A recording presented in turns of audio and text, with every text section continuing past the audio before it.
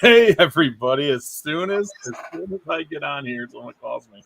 But it's Colorado, so I think it has to do with the mama stuff. So, what's going on, Andrew and Wally? I'm good. How you doing, Wally? I am doing good. Thanks for asking. That's good. You know, Gary brought it up earlier today when he was on live.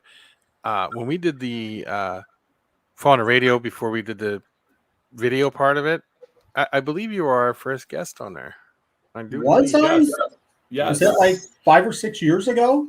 No. Like 10, 15. 10, 15? Yeah. In Gecko years. In Gecko's years. Yeah. Frank the Tank, how are you doing? Frank. Tanisha, how are you doing? I will get over there and get that stuff up. I was making a TikTok, guys. I'm on TikTok guy now. Nicholas, how you doing? Look at all this. We got tons of people here today. Gary's in the house too. Gary's in there. Hey, Gary. I had the Nanette's here. Nanette, how you doing? Here. Yeah. Does she know who we're interviewing? Nanette, No, why did you watch she wants to make sure he's not saying I'm getting this and I'm getting that, so she can be on top of it all. And then Nanette's going to do this downstairs, and then she's going to do this. I've got a list of all the things that she has to do. Oh no, Angie's here. I've got to leave, guys. Bye, Angie. Bye. Was this about Colorado? Oh no, Tanisha, Colorado. I was getting a phone call from Colorado, and then when my wife Laura hears this, I believe it was about a marmoset. Yes, we're getting marmosets. So, yeah, go figure. Yeah, see, Nanette even agrees with me. Oh. So, yeah, it's been a crazy, crazy day. So, anything new with you guys at all? Well, Wally, he hatched out a couple animals today. I seen on Facebook. I seen you post them. We hatched some crested geckos. We hatched one leopard gecko.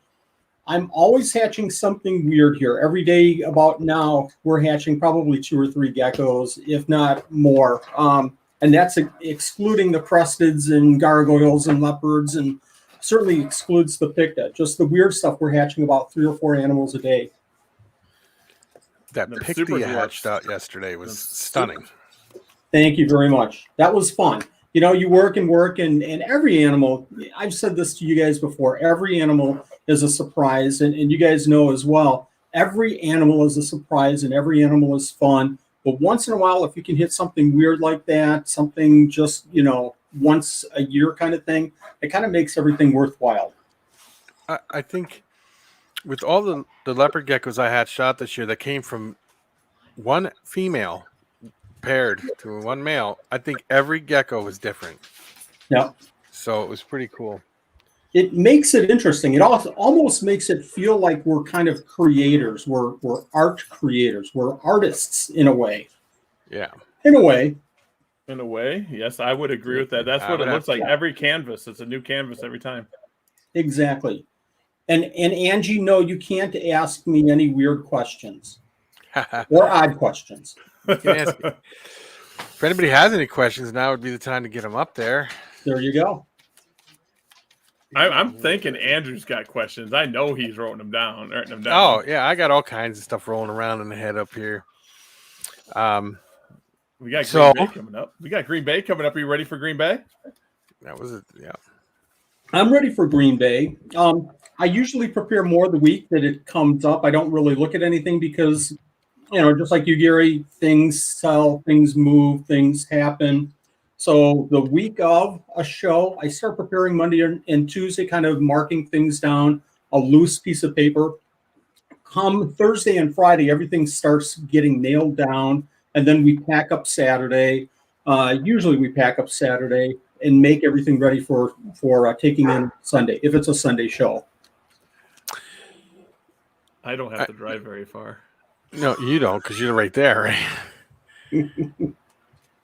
So Angie has a good question right here. She wants to know if you pay your wife for all the work she does. I do, with my admiration and my gratitude. And I just gave her a raise of 10% more gratitude recently. So, she's got that going for her. Oh, Frank. Oh, go ahead. Frank the Tank's going to hit us with this already, too. Look at him go. I love him. I love him. Excellent question. So go ahead. Andrew, why don't you start it? What would you choose? Well, it would be tough because I really like them both. I like the leopard gecko and I like the crested gecko. I've done them both. So I would have to say it would be a tie with me. I don't know. The crested gecko doesn't need heat, like Gary says. That's why he got his cave geckos. Yeah, that's why he got cave. Caves are it. If I had to choose leopard or crested, we already know the answer is going to be leopard. Yeah. If it had to be any species, I would have to choose Memphis. He's my boy. Have they ever been successfully bred in captivity, Gary? Accidentally. Accidentally. Of course. It was an accident. Yeah, no one's done it. Well, in Peru they say they got the farm, but whatever. Yeah. Oh, we got some. Oh, that's kind of for me. It's most rainwaters tend to squint the least out of the albinos. I'm not sure why. They're just tough, but you will get animals that do, rainwaters that do. Yeah. Oh, trempers. Trempers still will squint. Radars squint the most. They hate light, but trempers will squint. Adam. So we got Adam in the house. All right. Well, can we start off with fish and work our way through? What is your favorite fish you have behind you? Do you have a favorite fish? Oh my gosh. I'm going to see if I can turn the camera. I don't know if this is going to work real well. So if you get some bright light at you, my apologies. But let's see if I can turn this. So you see, there's the light. So I have 18, 19, 20, 23 tanks, 24 with the one behind me.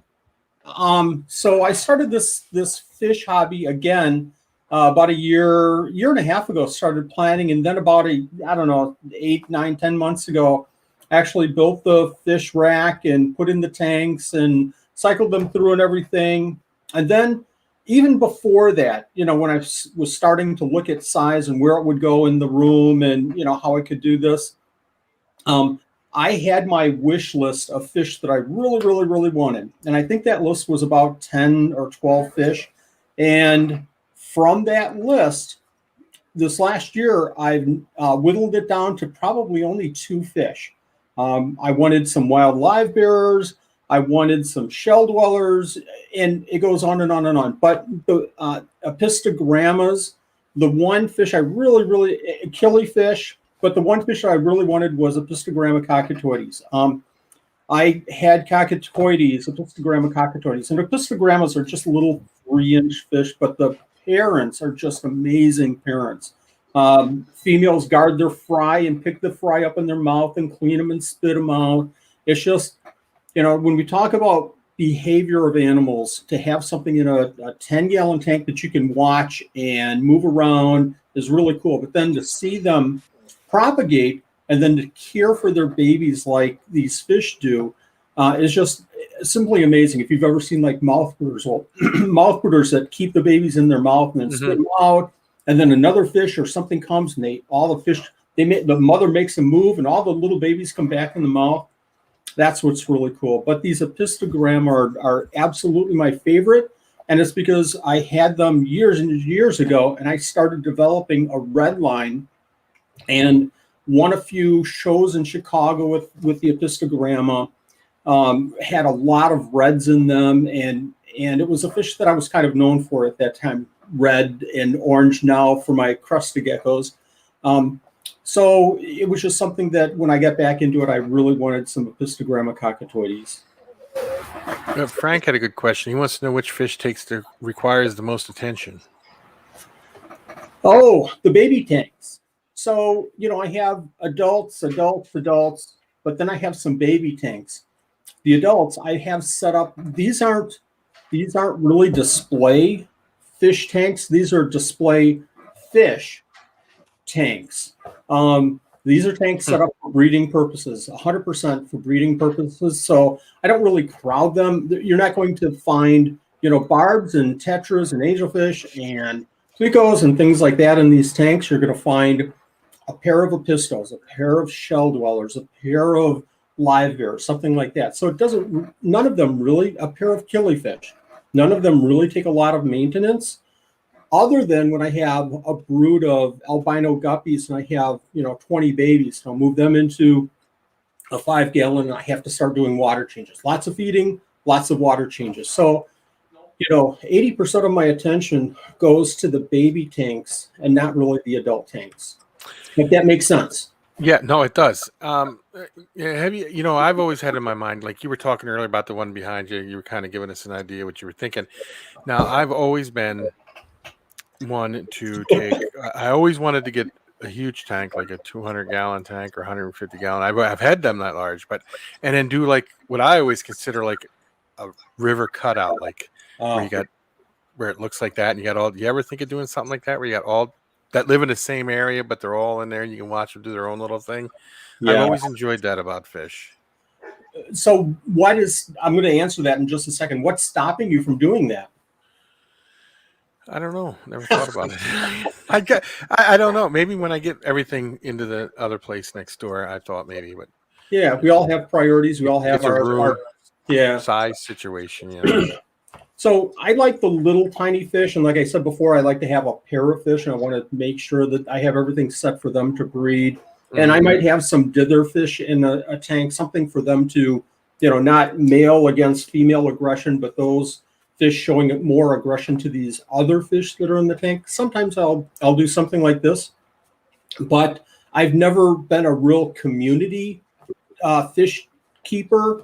Planted tanks haven't been my thing.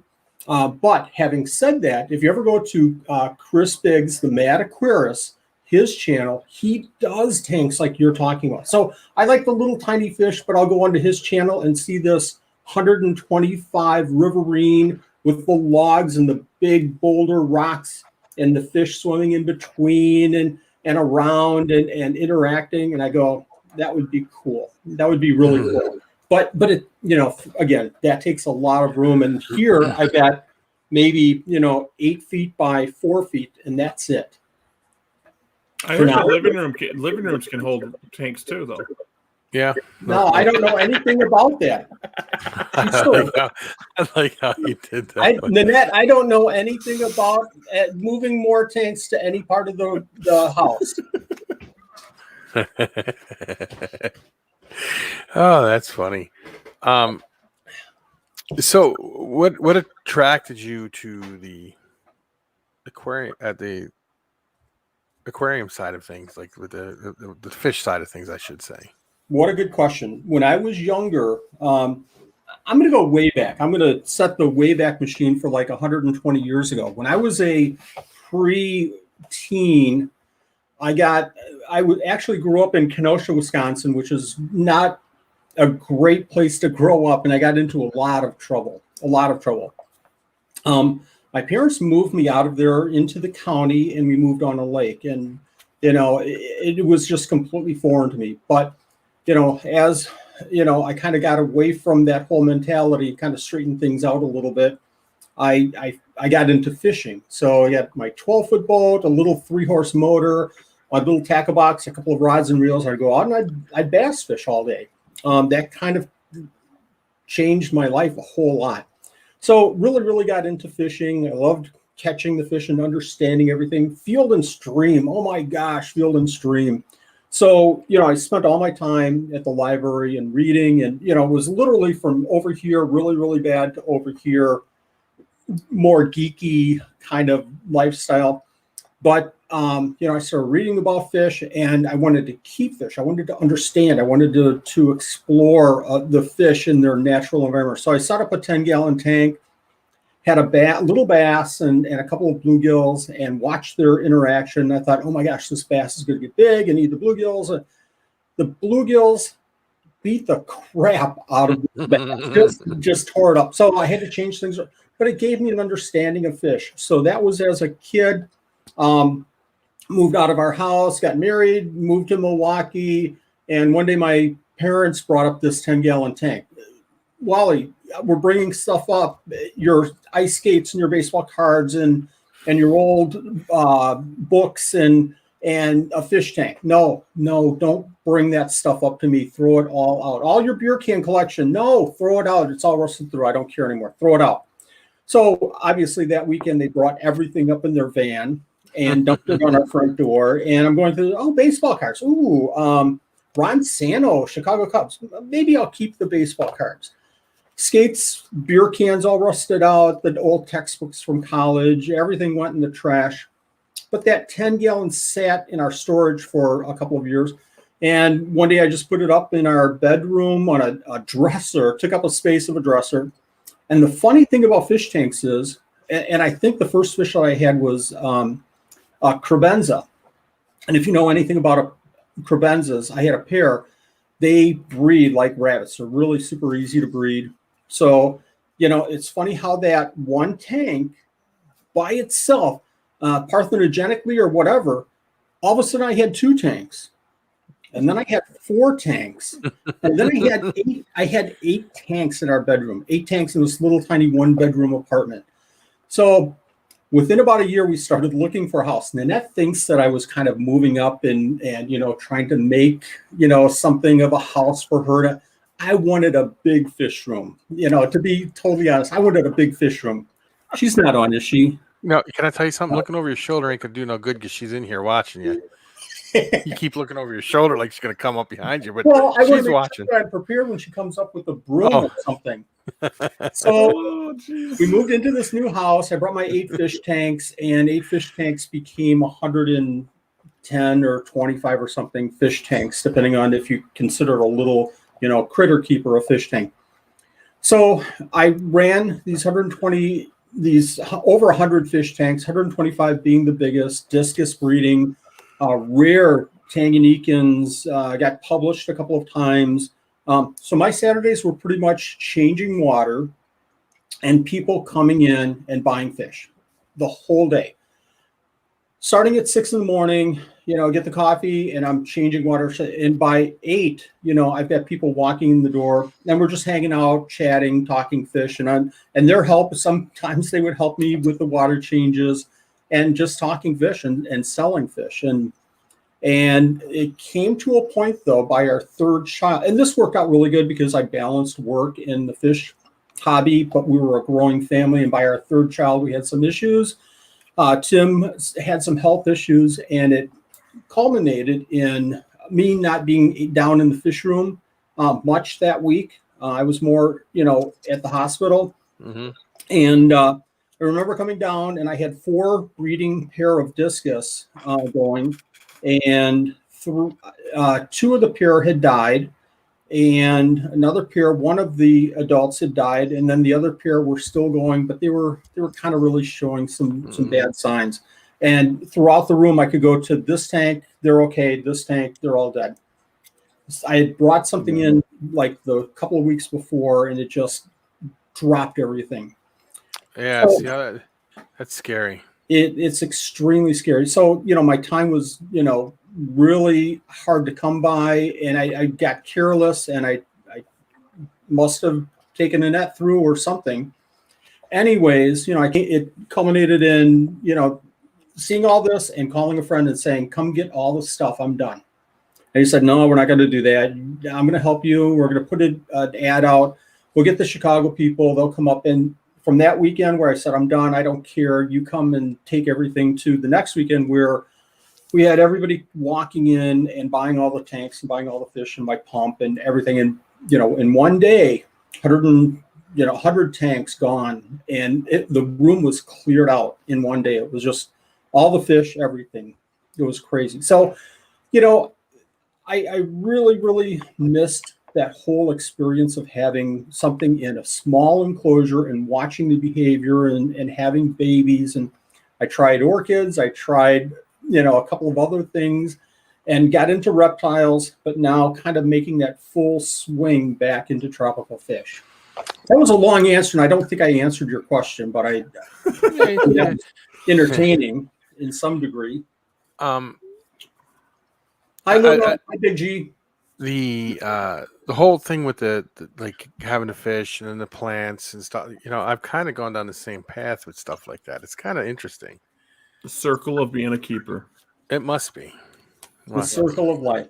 If anybody's kept a fish tank, I think that they can appreciate that whole feeling of you're responsible. And I know that we're responsible as gecko keepers, but it just feels a little bit different. They want to know if if there's any like aquatic turtles or something you can keep with certain fish and stuff like that. That's a tough one. That is a tough one. I would think so. Obviously in nature, it happens all the time. I would think that you would have, like you were talking about, Andrew, before, kind of a riverine. You wouldn't have the tank all the way, filled up. You would have it maybe a quarter to a third filled up.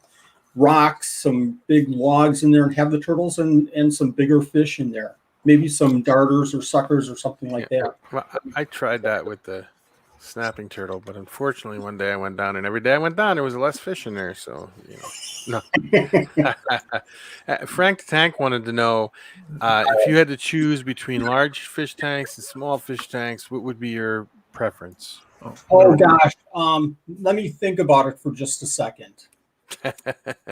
So in that space, I could have had probably one really, really big fish tank, but that's just not me. I want 18 different types of fish and kind of controlling them and trying to breed 18 different fish than trying to have one big tank with Big G's in here.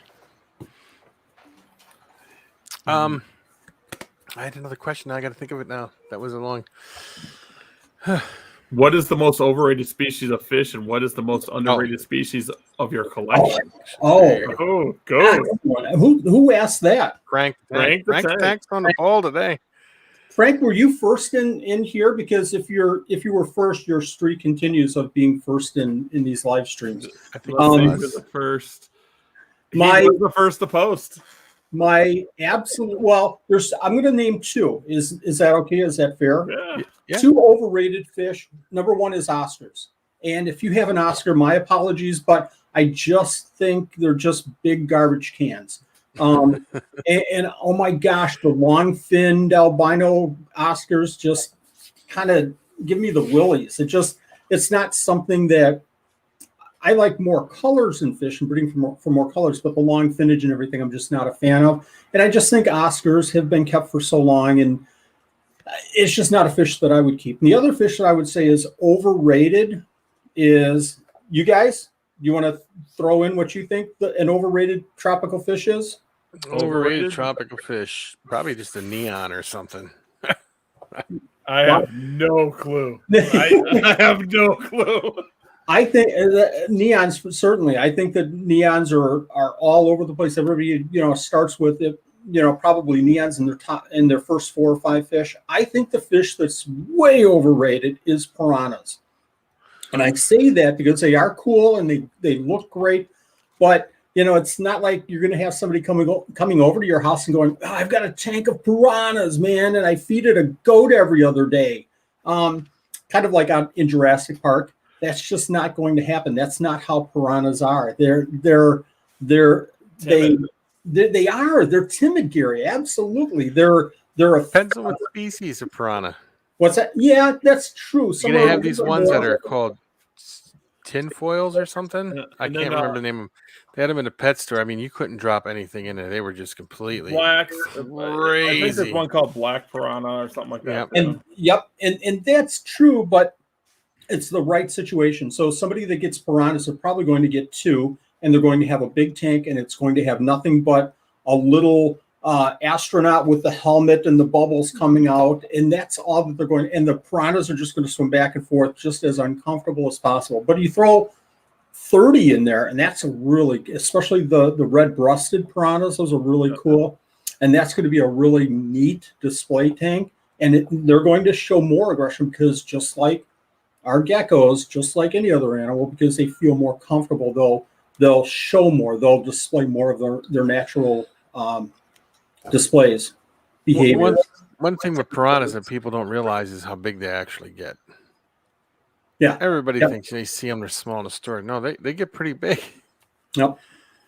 Nope, I missed Angie's first, so she had to ask again. She's asking, do you ever have issues with adults eating babies? Oh, yeah, I saw that one. I didn't get to it. I saw it too. I just ignored it.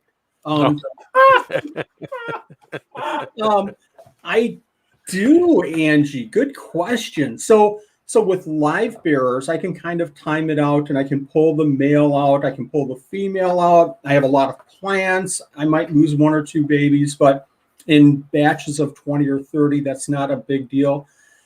My apistogrammas, for my cacatoides, especially the last 3 times they've spawned, they've cared for their babies about 2 or 3 days, and then all of a sudden the babies are gone.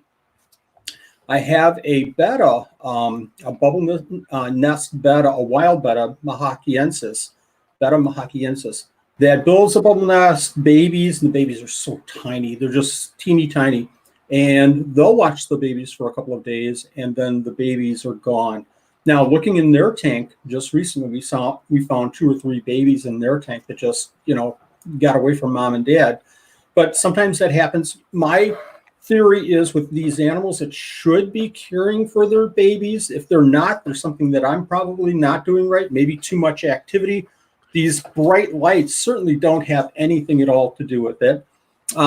So I think it's something that I need to change in my setup, my behavior, my whatever, to maybe help them, not be so prone to eat their babies. Otherwise, if this continues, especially with some of the pistogrammas, I'll pull the babies after a couple of days and I'll raise them myself.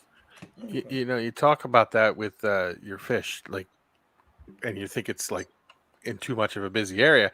I found with discus fish, they're really good. The ones that were down the end that nobody walked by the tank did fine. But if they were like at the end where everybody walked in and out the door to the room, those ones had a habit of every once in a while eating all their babies. And it had to be the movement of people walking in and out and stuff like that. But Frank wants to know, what is the most neglected species of fish in the hobby, in your opinion? Oh my goodness, that's a great question. So tell me how you would keep a betta splendens. For me, I know how I would do it. How would you do it? I would keep it in maybe a 5-gallon aquarium with lots of leaves in it, the almond leaves, and just a little bubbler, maybe something simple with some grass that grows up in there. But Andrew, that's not how everybody else keeps them. Everybody else keeps them in a gallon or a half a gallon bowl. They don't need air. They're an air breathing animal, so there's no need for a bubbler. And they don't really like water changes, but like once every 2 or 3 months. So absolutely, the most neglected fish is absolutely a betta. And you nailed it. You absolutely nailed it. 5-gallon, a little bit of air, get the flow going, a little bit of a flow, not a lot. They long fins, they don't like a lot of flow. And I actually, with my bettas, for a 5-gallon tank, I'll drop the water level probably about a third just to make them feel more comfortable. And that seems to work out well.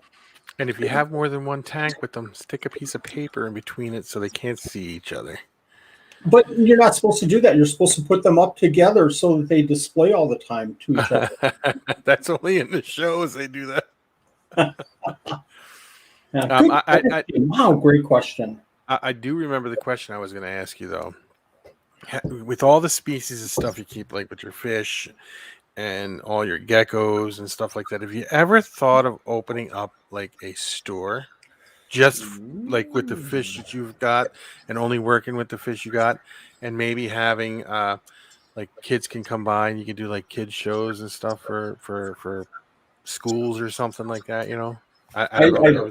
Yeah, I like that second part that you mentioned, and that would be the one reason I would open up a store, is to show off and to teach and use it as a teaching aid. So let me ask you, both of you, this question. You have 5 minutes with your geckos. You have 5 minutes with your geckos. What is the one thing? You can only do one thing. What is the one thing that you're going to do? I always make sure they have water. I was just to say the same thing. Water is the most important. This is for your enjoyment. Yep. You have one thing that you're going to do. Oh, just for my enjoyment? Just for mine. You have to walk in. You don't have time to check on every gecko. You have time to do one thing for. I'm not even going to give you 5 minutes. I'm going to give you a minute and a half. Number one, I check eggs. Gary? No. Yeah, I find that enjoyable. I know this is bad. I'm gonna go in and I'm gonna go to my favorite male and take him out and hold him. That's not bad. That's not bad. No, that's not bad. That's great. So I agree with you. If I have one thing that I'm going to do, I'm going to check for eggs. I'm going to check on eggs, and I'm going to check on babies. And I think so what's the last thing? If you walk downstairs and you have to spend a half hour with something that you just dread spending a half hour with, what is that? Scraping poop. Yeah, I was going to say the same thing, but it doesn't bother me to do that. What would be the one thing I would? Well, the reason it bothers me is this: in leopard geckos, if you clean during breeding season, if you clean the tubs and scrub them out, it will ruin your breeding season. And yeah, it bothers me that I just have to scrape it out and I leave all the stains. It bothers me. It makes my OCD go nuts. Good point. The last thing I do when I leave the room is check temperatures to make sure everything is set so there's no spikes or really major drops. That's probably about the last thing I do. But I don't dread it. Yeah. I don't know of anything that would really make me dread, with working with the animals. There's nothing. Even when I did the pet store, nothing in there bothered me, no matter what it was, unless it was finding a dead animal. That would be the only thing that would bother me, except for hamsters. I hated messing with hamsters.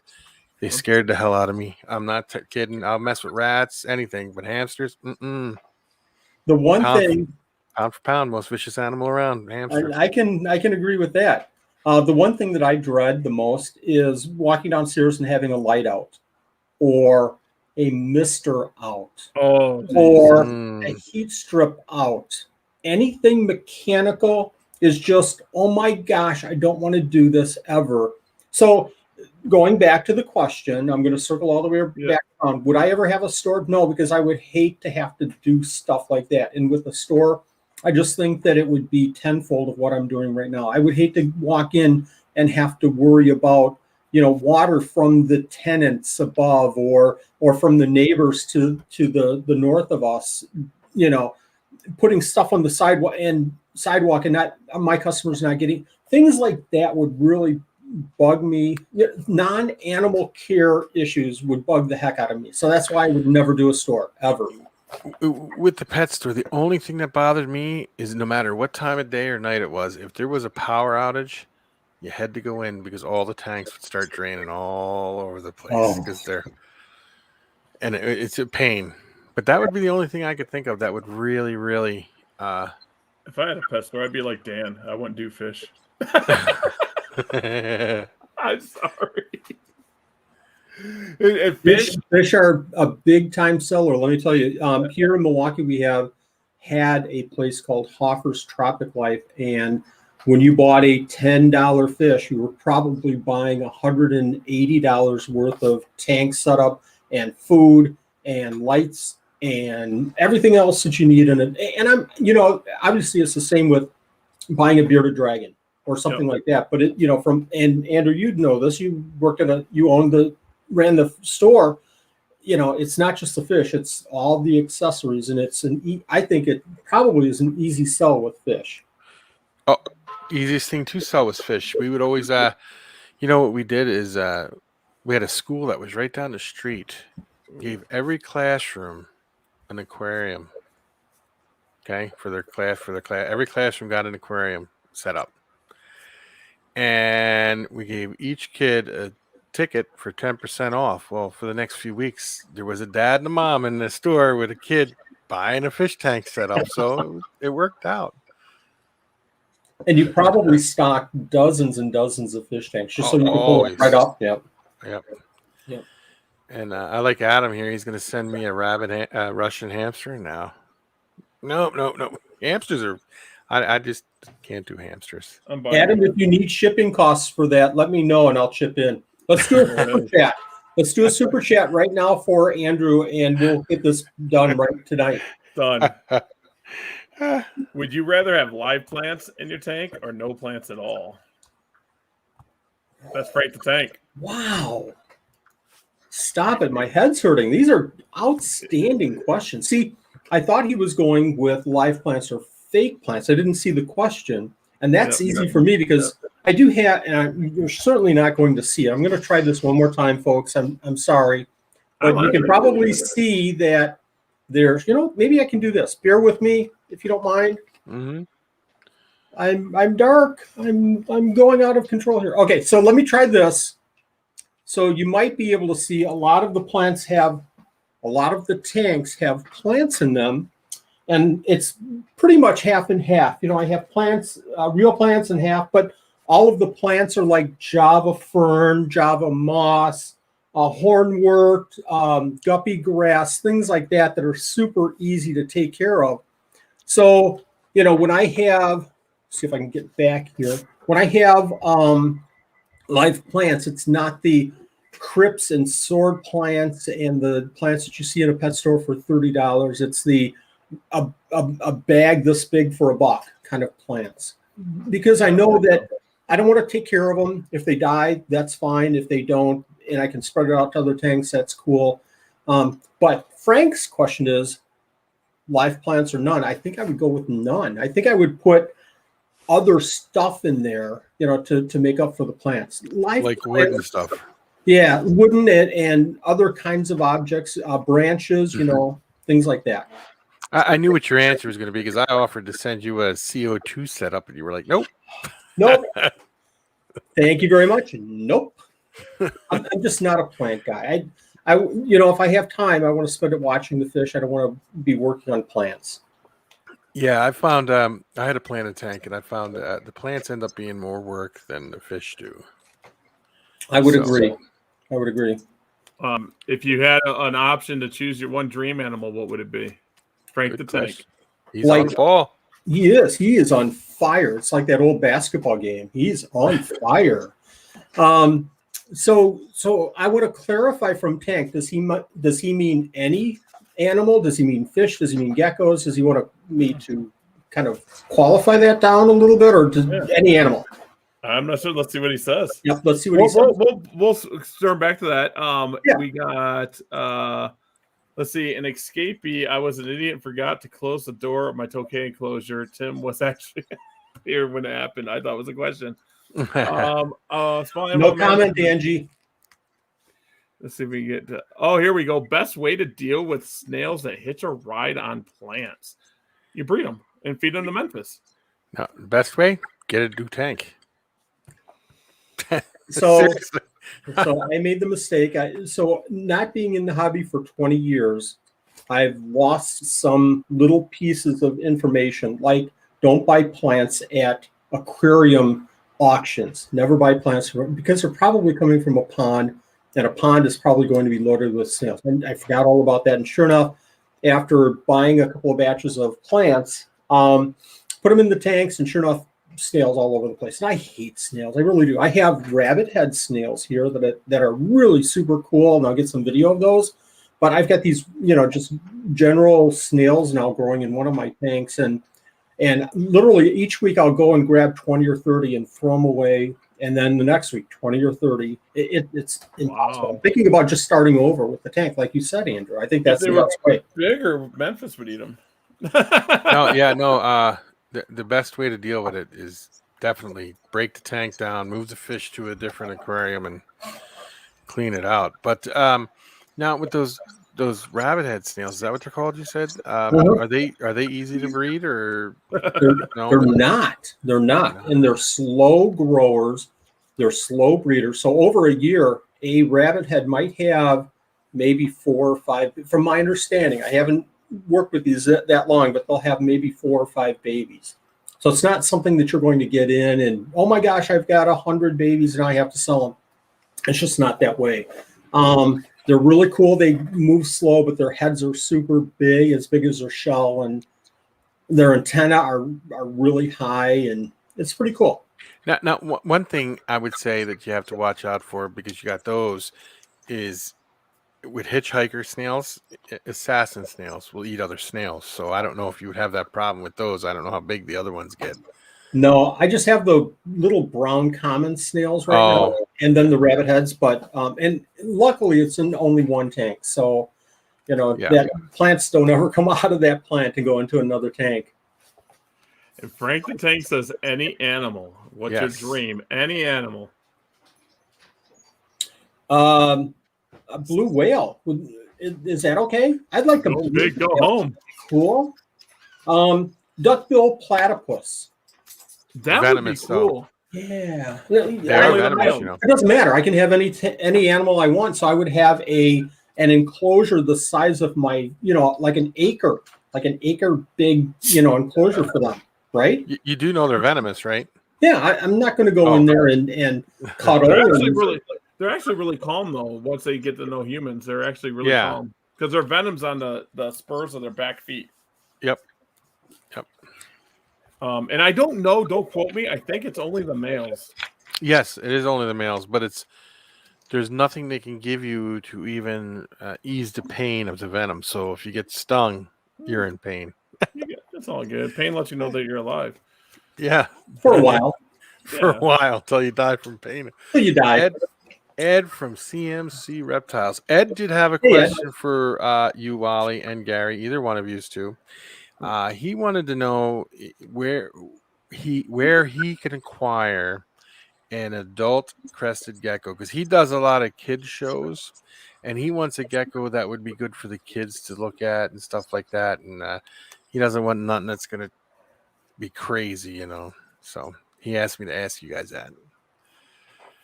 Go ahead, Gary, and then I'll cut in after you. Yeah. If you're looking for just a pet, you can, find your herp society near you, a rescue near you. Crested are not so much there, but you might find one. If you're looking for a pet, something like that, that's where I would go.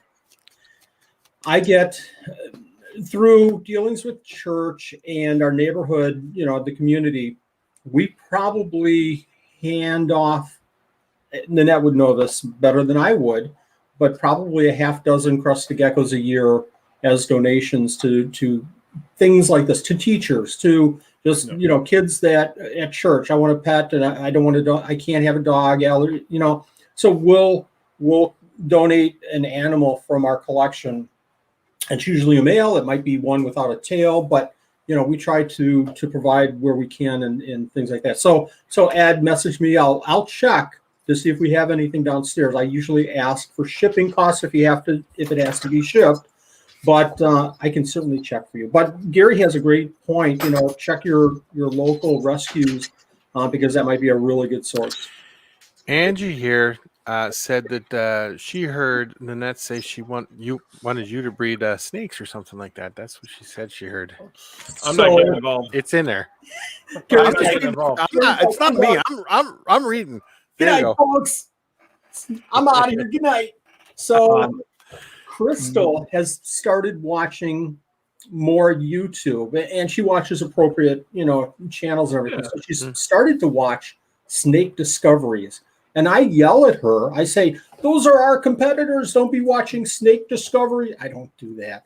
But what's cool is that she'll watch these videos, and Emily is opening up these containers with baby snakes, and she's just all over it.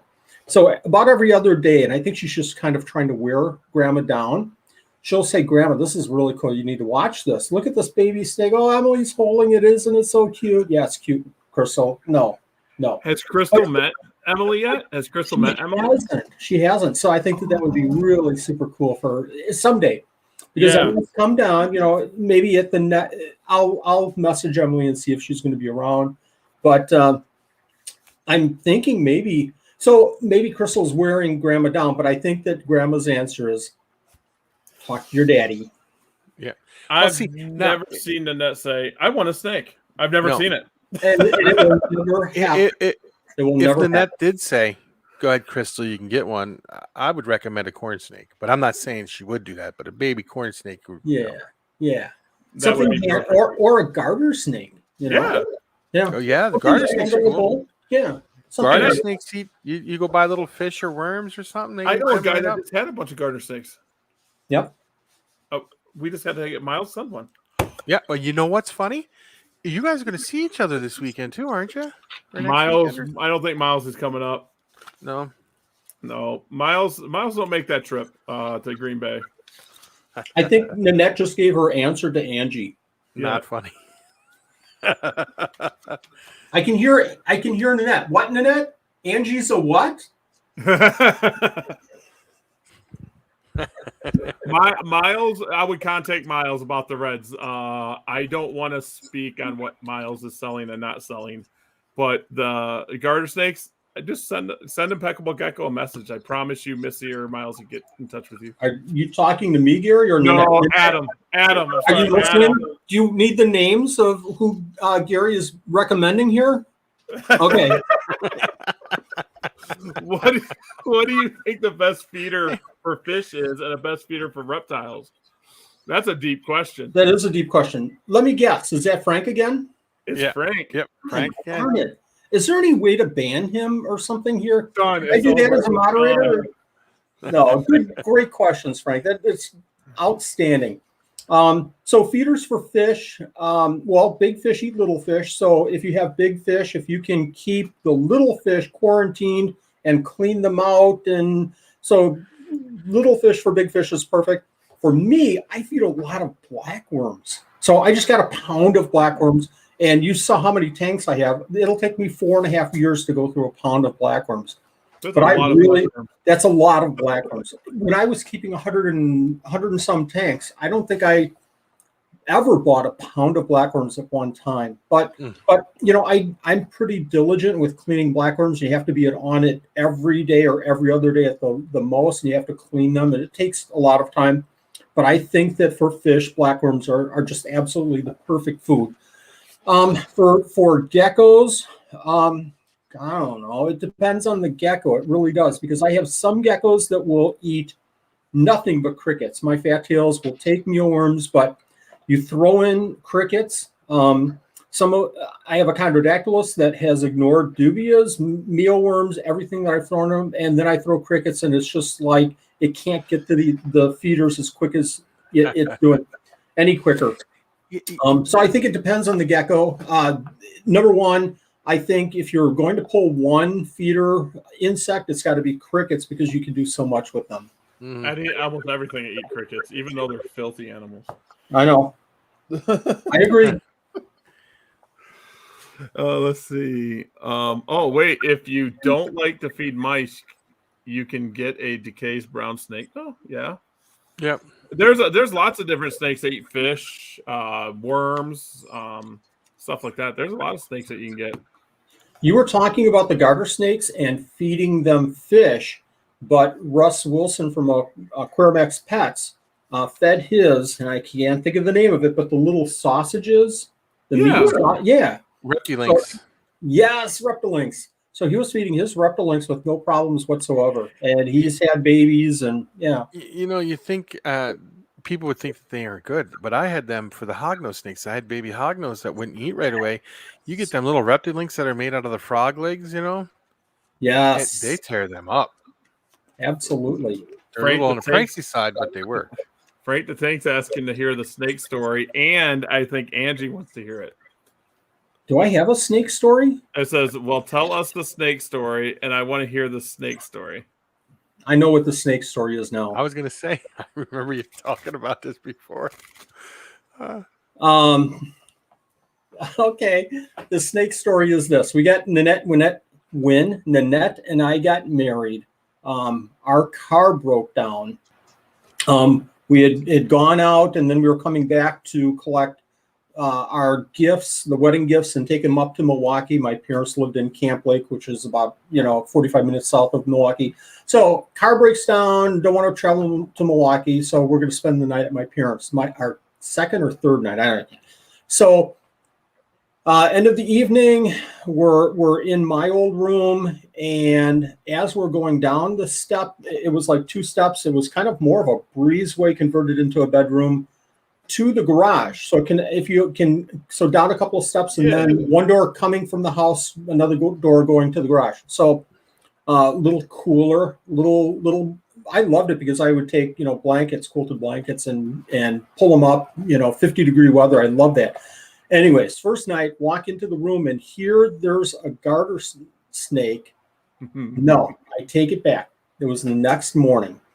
Wake up first, and there was a little crack in the wall because it was a very old house, and here's a garter snake, maybe about that long, coming out of the crack. So I picked it up and took it outside and released it. And my mom is out there, and I say, don't tell Nanette. Don't tell Nanette there was a garter snake in our bedroom. Don't tell her. She'll never sleep here again. So first thing I do then when she gets up, you won't believe what I found. I found a garter snake in our room. I don't know why I did that. I don't know. It gets worse, though. It gets really, really worse. So we're talking about it during the day and everything. So the next night, this car still wasn't repaired. So we're spending a second night at my parents' house. Is she coming up here? So the second night that we're spending the night, she goes to bed. I feel terrible about this now. So we're in bed. And she's kind of, I don't want to stay here. I don't want the snake. And it's fine, Nanette. It's fine. There's not going to be another snake. I don't want to stay. I don't want to. So finally, and she's kind of calming down. So I took my hand and down her back, I went like this. Oh my God. You're so mean. You're still married? Boom, out of the bed. We're out of here. Packing my stuff. I'm leaving.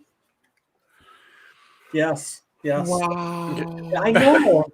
You're crazy. Like he's still got an arm. I can't believe she's still with him. I'm shocked that he's alive. Wow. Here's a question for you. Who was that person? Oh, see that? I still love you, she says at the bottom, though. After years and years of forgiveness, I think. Here's a question for you. When you and Nanette were dating, did she know you had a passion for these animals, like for your fish and the reptiles? I didn't. When I wish she were here so she could tell this story, but when we were dating, I didn't have a passion for fish or reptiles or orchids or anything like that. I had a passion for golf. And my wife's mother and grandmother weren't really for that because I would go out on the golf course and I would play like 3 rounds of golf before anybody else was up. My pants would be, wet to all the way up. My pants would be wet from the dew of the grass and just, chasing the ball the whole morning around this wet golf course. So by the time, some people were starting to come out to the golf course, I was already done with a couple rounds and I'd play again. So I was really, really, really into golf. So Nanette's grandmother, I forgot I had something over here. Nanette's grandmother told Nanette at one point, you're going to be a golf widow. You'll never see him. That's all he's going to do. We got married.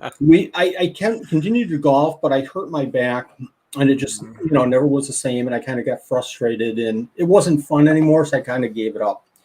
It was years and years later that I started keeping fish, and Nanette was, I would say, as active in the fish hobby as I was. We were involved with the Milwaukee Aquarium Society. One year she would be president and I would be, in charge of the magazine, and the next year she would be in charge of the magazine and I'd be the president. And, for probably 5 or 6 years, we were heavily involved with the Milwaukee Aquarium Society, but she was just as involved as I was. So she likes the fish. I think she liked the organization part and meeting people and educating and working with people. I think that's really kind of what kept her in that hobby. I like we would that. go all over the place. We would go down, to Kentucky and take dozens of tanks and set them up in our room and with fish and sell fish out of our room. And it was just a blast. I think she enjoyed that part of it. We had, so you'd go down there, you'd meet all your friends, just like a reptile show, but over 3 days. And you'd talk and stay up all, until, 5 o'clock in the morning. I've got to go to sleep 2 hours, and then you're up and doing the whole thing again. So it's harder than being a reptile breeder. Yeah. It was a lot. It was a lot because you're lugging water all over the place. So if you're setting up 10 gallon tanks, you're lugging, probably 50 gallons worth of water with you, at least. Wow. Leonardo wanted to know: would you ever consider getting jellyfish? No. Did you ever see the jellyfish aquariums that they have that are around? Those Yeah, are you set really cool. Those are really cool. I wouldn't, because again, I kind of keep the smaller stuff and I keep fresh water. I love going down to the shed in Chicago and seeing their displays. I just wouldn't have anything like that here, especially jellyfish, because I would be afraid of just same reason I didn't keep dart frogs for a long, long time. I was afraid that maybe something would happen with the kids. Kid would grab one and it might be not so good for them. But Becky's always wanted to do jellyfish because they come in the enclosure, and you buy them and then you set it up, and then after so many weeks you send them the coupon and then they send you the jellyfish to go in the aquarium. They're pretty cool. Wow, that sounds cool. Angie wants to know if you should breed eels next best thing to snakes. I have had a cool eel. I had an electric eel for a while. Really? Yep. Did you ever touch it? No. Nope. Did you ever have somebody else touch it? No, but I did stick my hand in the tank all the time because you could touch the water. People said you couldn't touch the water, and I found out you could do that, and I did on accident. And I'm like, oh, you could touch the water. Who cares? I never touched it. I never got enough to grab it. No, I'm good. Let's let Angie know that once she breeds the eels, I'll take some off of her hands. There you go, Angie. You got to breed the eels. Oh, wow. What is the fastest reptile in your collection, and what is the slowest? Geez, Frank, you are really putting them out there today. Slowest would be leopard geckos, I would say. Fat tails, maybe African fat tails. Maybe cave geckos. I think they're all right around the same area. Without question, the fastest animal I have is a Hemidactylus prashardi, and it's an animal, I don't know, 6 inches, 5 inches or so, and they're fast, but they're unpredictable. So some animals like morning geckos are kind of quick. Some animals like Anatoides are very fast, but you can predict what they're going to do, and you have time to do something before they move. And you kind of know where they're going to go. You kind of can plan things. These prashardi can be sitting there just like, a lump. And the next thing you know, they're across the room. And you're like, what was the trigger? I saw nothing. I saw nothing from this animal saying that it was going to move. Nothing. It's, I have some really fast animals, Lygodactylus, things like that. Day geckos. Day geckos are extremely fast, but they're predictable. They'll, if you open the door, they'll kind of look around, and before they run, you can tell that they're going to run. But these prashardi I've never seen anything like them. There is no prediction whatsoever. I moved them. I've got a video on this, but I moved them from a 15-gallon to a 20 high. And the first one, I was holding the cup, the deli cup, the big deli cup, and it jumped out of the tank into the deli cup, and in one motion I put the top on the cup. I don't know how that happened. I have no idea. I've seen that video. No, and if you see the video, they're literally okay. I'm going to go in, and you can tell my voice breaking up, and you can see the sweat, and all of a sudden there's a break in the video, and I'm like, what just happened? Because it was so unpredictable. And then the other one that was in the tank, because it was under a pot, I decided, well, let's be smart about this. So I took the deli cup and I put it over the pot and took the top and just slid it. So I took everything with me over to the next tank, and that worked out. But they're just so super quick, very, very fast.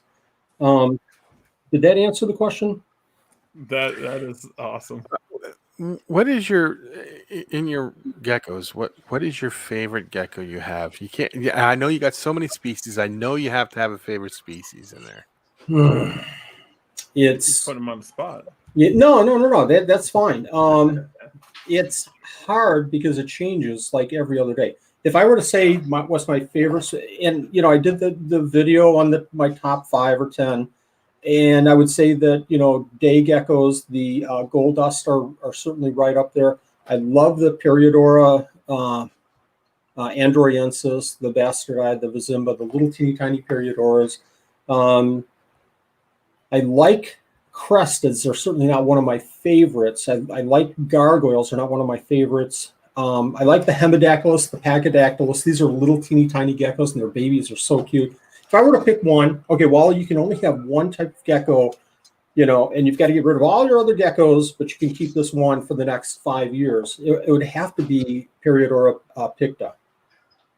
Because I think my feeling is that they're small, they're handleable, they're a great beginner pet. They're easy to care for. They breed very, very, very quickly and easily. Their eggs are easy to hatch. All these great things, but their breeding, their morphs are still kind of undecided, and they're just not that available in the hobby. I think that it's kind of a wide open door right now from an advanced kind of level. From a beginner standpoint, they're just an unbelievably great animal. From an advanced breeder standpoint, they're an unbelievably great animal because the door is wide open on them. I think they're intelligent too. They're highly intelligent. They're very, very intelligent. Very inquisitive. But I do have one other question really quick. What do you get out of keeping, I'm not talking financial wise, you're not what your sales or not, but what do you get from keeping the fish and all the geckos and all this stuff, like all these different species? Because you got more species of geckos than most people. It's not like you have just all leopard geckos or all crested geckos. You got everything. What do you get out of it? My blessing is to see all these different types of behavior from these geckos. My blessing is to be able to talk to different people about the different animals. So, I have 3 or 4 people that I talk to about the Pachyodactylus. There's 2 or 3, and close friends too, really, really close friends. And I've got 2 or 3 people that I talk to about Hemidactylus. I have 2 or 3 people that I talk about, Periodora. And when we talk about these animals, it's with a passion and trying to get more information and more education so we can pass it on. I guess that's the one thing that I really, really get out of having all these different species. It's just the appreciation of their behavior and the appreciation of the groups that share the same passion of keeping these. Very good. Very good. Frank wanted to know what the most intelligent gecko in your collection and the most derpy one is. Derpy. Oh, wow. Hit the button again, derpy. Intelligent, I would say, boy, on the other side, I can't stop thinking about the derpy ones. On the intelligent side, it's got to be picked up. I think, oh man, it's got to be picked up. On the derpy side, derpy is kind of a hard definition because there's a lot of geckos, like I mentioned before, very predictable. If you do this, they're going to do this. If you do that, they're going to do that. I think that no offense, but I think leopard geckos are kind of that way. Crested geckos are that way. If I go into the tank and if I touch a crested gecko on its side, it's going to jump. It's going to jump. How many times is it going to jump? Probably 4. I just kind of can predict. Does that mean that it's derpy? Kind of, sort of. I don't look at those types of animals as being something that challenges me from a keeper standpoint. Now, having said that, there's some animals like I was pulling out. I'm going to grab an animal here. I was pulling out this gargoyle, and he knew exactly what I was doing. Knew exactly, and this guy's going to be under my fish tanks in about 1 minute here. So if I kind of scramble frantically, bear with me. So I'm going to see if we can see this. Oh, he's gorgeous too. Thank you. So he's kind of already thinking about what's going on. He already knew. And he's gone. Bear with me. He's right behind the table here. Sure. He knew what was up. If I yell in the net, you'll know why. He's climbing up the curtains. I'm going to let him go. You just stay there. So very smart, very you know, he knows his surroundings. She knows her surroundings. She knows what's going on, and she kind of reacts accordingly, or according to what she's doing. She's going all the way. Excuse me for a second. Yeah, sure. Take your time. Yeah, if you get into reptiles, go to the reptile side of things. There's some really, really, really intelligent animals. Oh, Yes. Cobras are extremely intelligent. Monitor species, tegu species. Monitor species. Yes, very. My Nile will give anyone a run for his money. Or There you go. I'm sure. Because if you do the same thing twice, he's got you. Yes. Yeah. I look at chameleons kind of the same way, Gary. You know, I kind of see this lump. I hate to say it like this, with this lump of geckos, and they're pretty predictable. That you can kind of know what they're doing. And if anybody wants to see the gargoyle again, this is how you're going to see it. But they're pretty predictable. But then you get into some of the other animals, iguanas. Iguanas are very, very intelligent. So, yep, it's a hard comparison, though. Angie's asking how many times, how often you get bit by your animals. I don't even Well, know. this gargoyle. No, I'm just kidding. It took his finger. He's missing one. Only one time. Yeah. Amazingly enough, I picked up one of the crested geckos yesterday, and it actually bit my finger, and I was like, "What the heck?" Never been bit. I've been bit by Leos, but never. Well, what's funny is when geckos bite me, I'm just like, whatever. There was a gentleman at Sewerfest. I don't know if you've seen this. He was like, I want to see if they'll draw blood, and I'm like, I don't know if they'll bite. So I picked it up and it opened its mouth. I put my finger next to it. It bit down and let go. I'm like, it didn't even leave a mark. They don't. They're not mean. 90. I think you're right. I think 90% of the time they're biting to tell you just kind of leave me alone. Yep. And it's not one of those grab on and shake like a great white. It's not that kind of a bite. It's, hey, leave me alone. Yep. Unless you're trying to show a little kid one, right, Wally? Unless you, yes. I tell you, no, I'll say it like this. This was the worst experience in my gecko keeping. I still show a lot of geckos to kids, but I don't show leopard geckos anymore because I think that there is some unpredictability about leopards, and I think that they have more of a bite than a crested gecko. They'll turn. And one bit a little kid, and it drew. I think there was a little bit of blood there, and the girl started crying, and it just the worst feeling I've ever had in this hobby. So, that's hard. That's really, really hard. So, I don't show leopards for that reason anymore. But I got bit by a gargoyle. So I don't know if you guys know Kyle Salzman. Really knows his animals, and I had to show him this. Like, it had to be 90-gram female gargoyle. Just so the one that we just saw is probably about 45. So this was at least twice as big. And showed it, Wally, this is the biggest gargoyle I've ever seen. And I was showing it off the whole day. Oh, you want to see this big? So people would stop by. Oh, you want to see this big gargoyle? And by the second or third hour, I was holding it and I was talking to somebody like this, and right in between the fingers, it grabbed me, and it wasn't a hey, I just want to be left alone. It was leave me the heck alone, and held on, and then let go.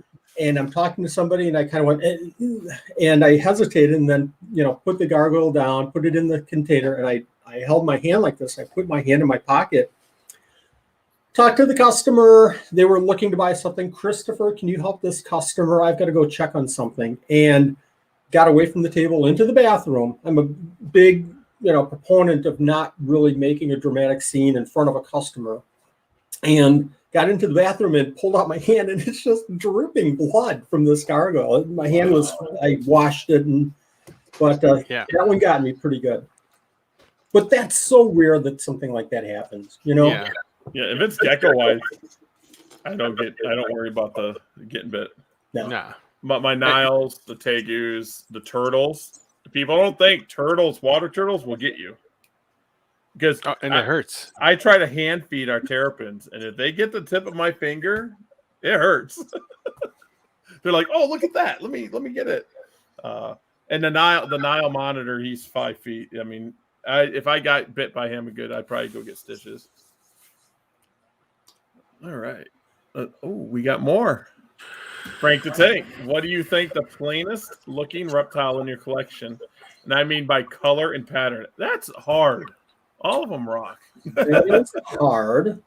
I would say probably, and this is kind of a catch-22 kind of answer, but I would say probably the plainest geckos in my collection are probably crested geckos. Some of the crested, especially the reds. Sometimes the reds will not fire up and they'll just look as brown and tan as anything and just not a whole lot of color at all. And then you mist them down, you feed them, you put a red male to a female, and all of a sudden they're fire engine red. So I think that probably the plainest animals in my collection are probably crested geckos. Yeah, but they're beautiful though when they do fire up. When they fire up. And a lot of them stay kind of colored up and everything, but the reds tend to kind of fire way, way down. Yeah. So now with isopods, do you mind if we talk about isopods? No, please. Okay. Oh, I know he's the pod father. One, how many different species of isopods do you have? And do you have more than one culture of each type of isopod? Good question. And I think that that's a good question because if anybody's interested in getting into isopods, I think this is really important. You can't have just one culture. For the intent of having not just a backup culture, but I realized earlier this year, and it really hit me hard. We were producing a lot of zebras and clown isopods, and we got to a point, I think in March or April, where we sold out. We got down to probably about 40 or 50 isopods, and I pulled them off the page, and I don't even think I have zebras on right now because we're just trying. Now I'm overcautious because I don't want to start selling again, and it's not about business and selling, but I just don't want to be offering these again and get back down to such a small number and then have to restart this whole process. So what I've done is I've made 3 different cultures of these zebras, and I'll only pull from one of the cultures when I start selling again, and leave those other 2 to grow and grow. So, I think that I was pulling from a 15 quart, and now I have 2 15 quarts and a 27 quart set up for zebras. So when I start offering them again, I can pull and have a decent amount. I can start pulling from that culture. So number of isopods I have, different species, color morphs and such, probably over 55 or 60. Number of containers, probably about 120 or so. Now, out of all the different species, like the Armadillidium and the Portsalio and all, which ones are the fastest at growing and reproducing? Which ones do you find are the easiest to? There's several, I think. I think powder blues multiply like crazy. I think that Florida Fast are extremely fast growers. And at one point we had a 27 quart filled with Florida Fast, and it's not a big time seller like the zebras or the dairy cows or the powder blues, powder orange. It's just not a fast selling isopod. So I took it down from a 27 quart down to about a 6 quart, and I pulled maybe 100 individuals out. Within a couple of months, that 6 quart was literally overflowing with Florida Fast. I think I might be wrong, but I think that they're the fastest reproducing isopod. I think a lot of people say that dairy cows reproduce really quickly, and I think they do in powder blues, but I think Florida Fasts are just convexus. Curlies are another really fast reproducing isopod. Now, if somebody came to you and said, Wally, I want to get into isopods, what one species would you recommend that they start with? And what's one piece of advice you would give them to help them be like the most successful that they could be at it? God, this is so self-serving here. Clowns are the one that you really want to start with. it's a toss-up between, I would say start with two. Start with dairy cows because you're going to have immediate success. You're going to see babies. You're going to see something that if you wanted to sell or wanted to see more animals of, dairy cows are the ones that are popular in the hobby, and they'll reproduce quick enough that you can see something really super fast. Clowns, there's always demand. I've found, for me, there's always demand for clowns. And the one piece of advice, here's where it's kind of self-serving. I would say go out to YouTube and start watching videos and look for somebody, again, Russ Wilson from Aquarium Pets. I do videos. There's a lot of good videos out there on these different species. Just watch the videos and see the similarities between people that are doing things, lifting up cork bark and seeing dozens and dozens, not just, 10 or 20, but seeing dozens and dozens of these clowns or dairy cows, and watch for those kind of videos and kind of take some notes and start from that. And then find, again, I'm going to go with two different pieces of advice here, but then find a couple of people that will answer your questions online and say, I've tried this, but it just doesn't seem to be working. Am I doing something wrong? And find 2 or 3 people that will answer back, and you can work off of them. Okay. Other than people opening up their enclosure every day and looking at them, which you shouldn't do, what is the one big mistake that people make? Gosh, this is hard because I have 2 or 3. I think the one give them all to us then. All right. I think the one big mistake is that they buy isopods at a reptile show, or they say, hey, isopod chick, I want to buy these 3 isopods. And waiting, mail, ding dong, they grab the box and they open it up and go, oh my God, look at the clowns and the dairy cows and the magic potions. Okay, I've got to go to the store and I have to buy a container and I have to buy some dirt and I have to buy some spag. Wait, let me watch some videos. I have to buy this. No, don't. You wouldn't do that when you were keeping fish. You wouldn't do that. You wouldn't go out to the store and buy some fish and come home and say, okay, what kind of supplies do I need? Get a tank, get it set up, get it cycled, weeks, couple of weeks, a week even. Get it cycled, at least established and start small. So I say the same exact thing for isopods. Get an enclosure, set it up at least a couple of weeks, maybe 4 weeks. I do it now 4 weeks. I'll get an enclosure, set it up, and I'll throw isopods. I'll throw springtails in there, and I'll pull from an existing culture some of the sphagnum moss and let it seed through and establish itself in a more bioactive kind of setup. So I think that's the biggest mistake people make is, I've got some isopods, now what do I do? The second biggest thing I think is that sometimes people keep some of their ice, and I'm kind of trying to say this the right way, but sometimes people water their isopods too much and their isopods are too moist. I think sometimes people over water their isopods. Like some of the Porcellio don't need 50% of their enclosure. I do it sometimes too, and I'll go in, oh my gosh, I overwater. Then I'll pull back for quite a bit. So, keep a moist area, but you don't have to overwater for some species of isopods. That's my feeling. And then I'm going to throw a third one in there. I think people think that they can get away with maybe an inch and a half of substrate. Again, Andrew, what's easier to maintain, a 10-gallon tank or a 100-gallon tank? I would say the bigger tank is easier to maintain because a bigger tank can take more. It can take more. Yes, exactly. So instead of an inch of substrate, why not just go with 2 inches or 2.5 inches?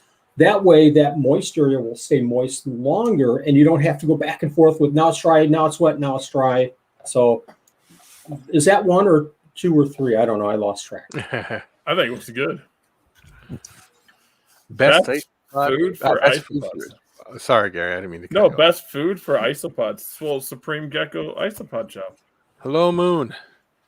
Gary, did you say Supreme Gecko or Supreme Geckos? Probably geckos. Gecko. Supreme Isopod Chow. So, the best food for isopods is not Supreme Isopod Chow. What? Who said that?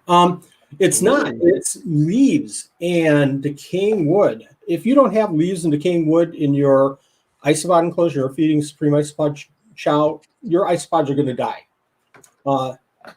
They're detritus, they eat decaying things. So you absolutely have to have decaying leaves, broken up leaves, and I prefer decaying wood in the enclosure as well. So that's your starting point. That's 90% of your problem solved right there. And then you can supplement them. Like, we don't feed our geckos, maybe some do, maybe some don't, but we don't feed our geckos one food. I try to get a variety of foods for my fish. I try to do live foods, I try to do frozen foods, I try to do flake food. So the variety, I think there's good things in doing something like that. So besides the leaves and decaying wood, the third one down the list is supreme isopod chow, and then there's a lot of other good foods. How would you recommend somebody get decaying wood if they couldn't go out? And let's say you live in a city, you can't just walk out your door and go find somewhere that's got some decaying wood laying around. There's really good sources on the internet, and this is something that I need to add to that list, Andrew. There's some really good sources on the internet for isopod supplies like decaying wood and leaves and things like that. I have a friend that gets a lot of stuff for me out in the wild, and I greatly appreciate that. So, quiet saying moist. Did I say moist too many times? She doesn't like the word moist. What can I say instead of moist? I'm not sure if there's another name for moist.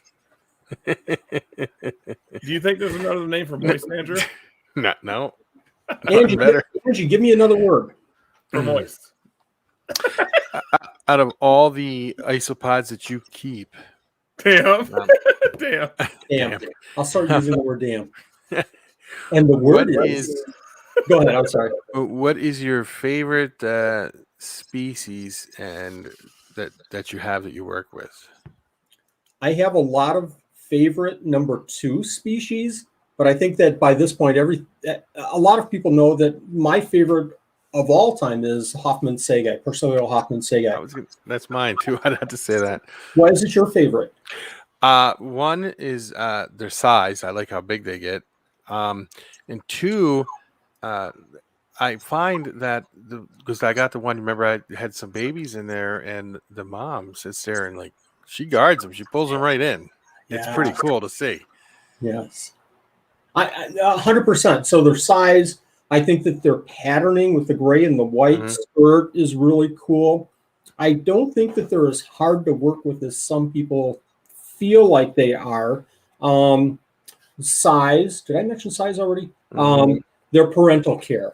I don't think that there's another isopod that has the same kind of behavior as Hoffman Sagai. The first time you lift up a cork bark and you see mom and her antennas are going crazy and all of her babies kind of just like an African mouth brooder, all the babies congregate to mom and sit there, and mom with her antennas around like she's saying, "Don't come by me." It's just such a cool behavior.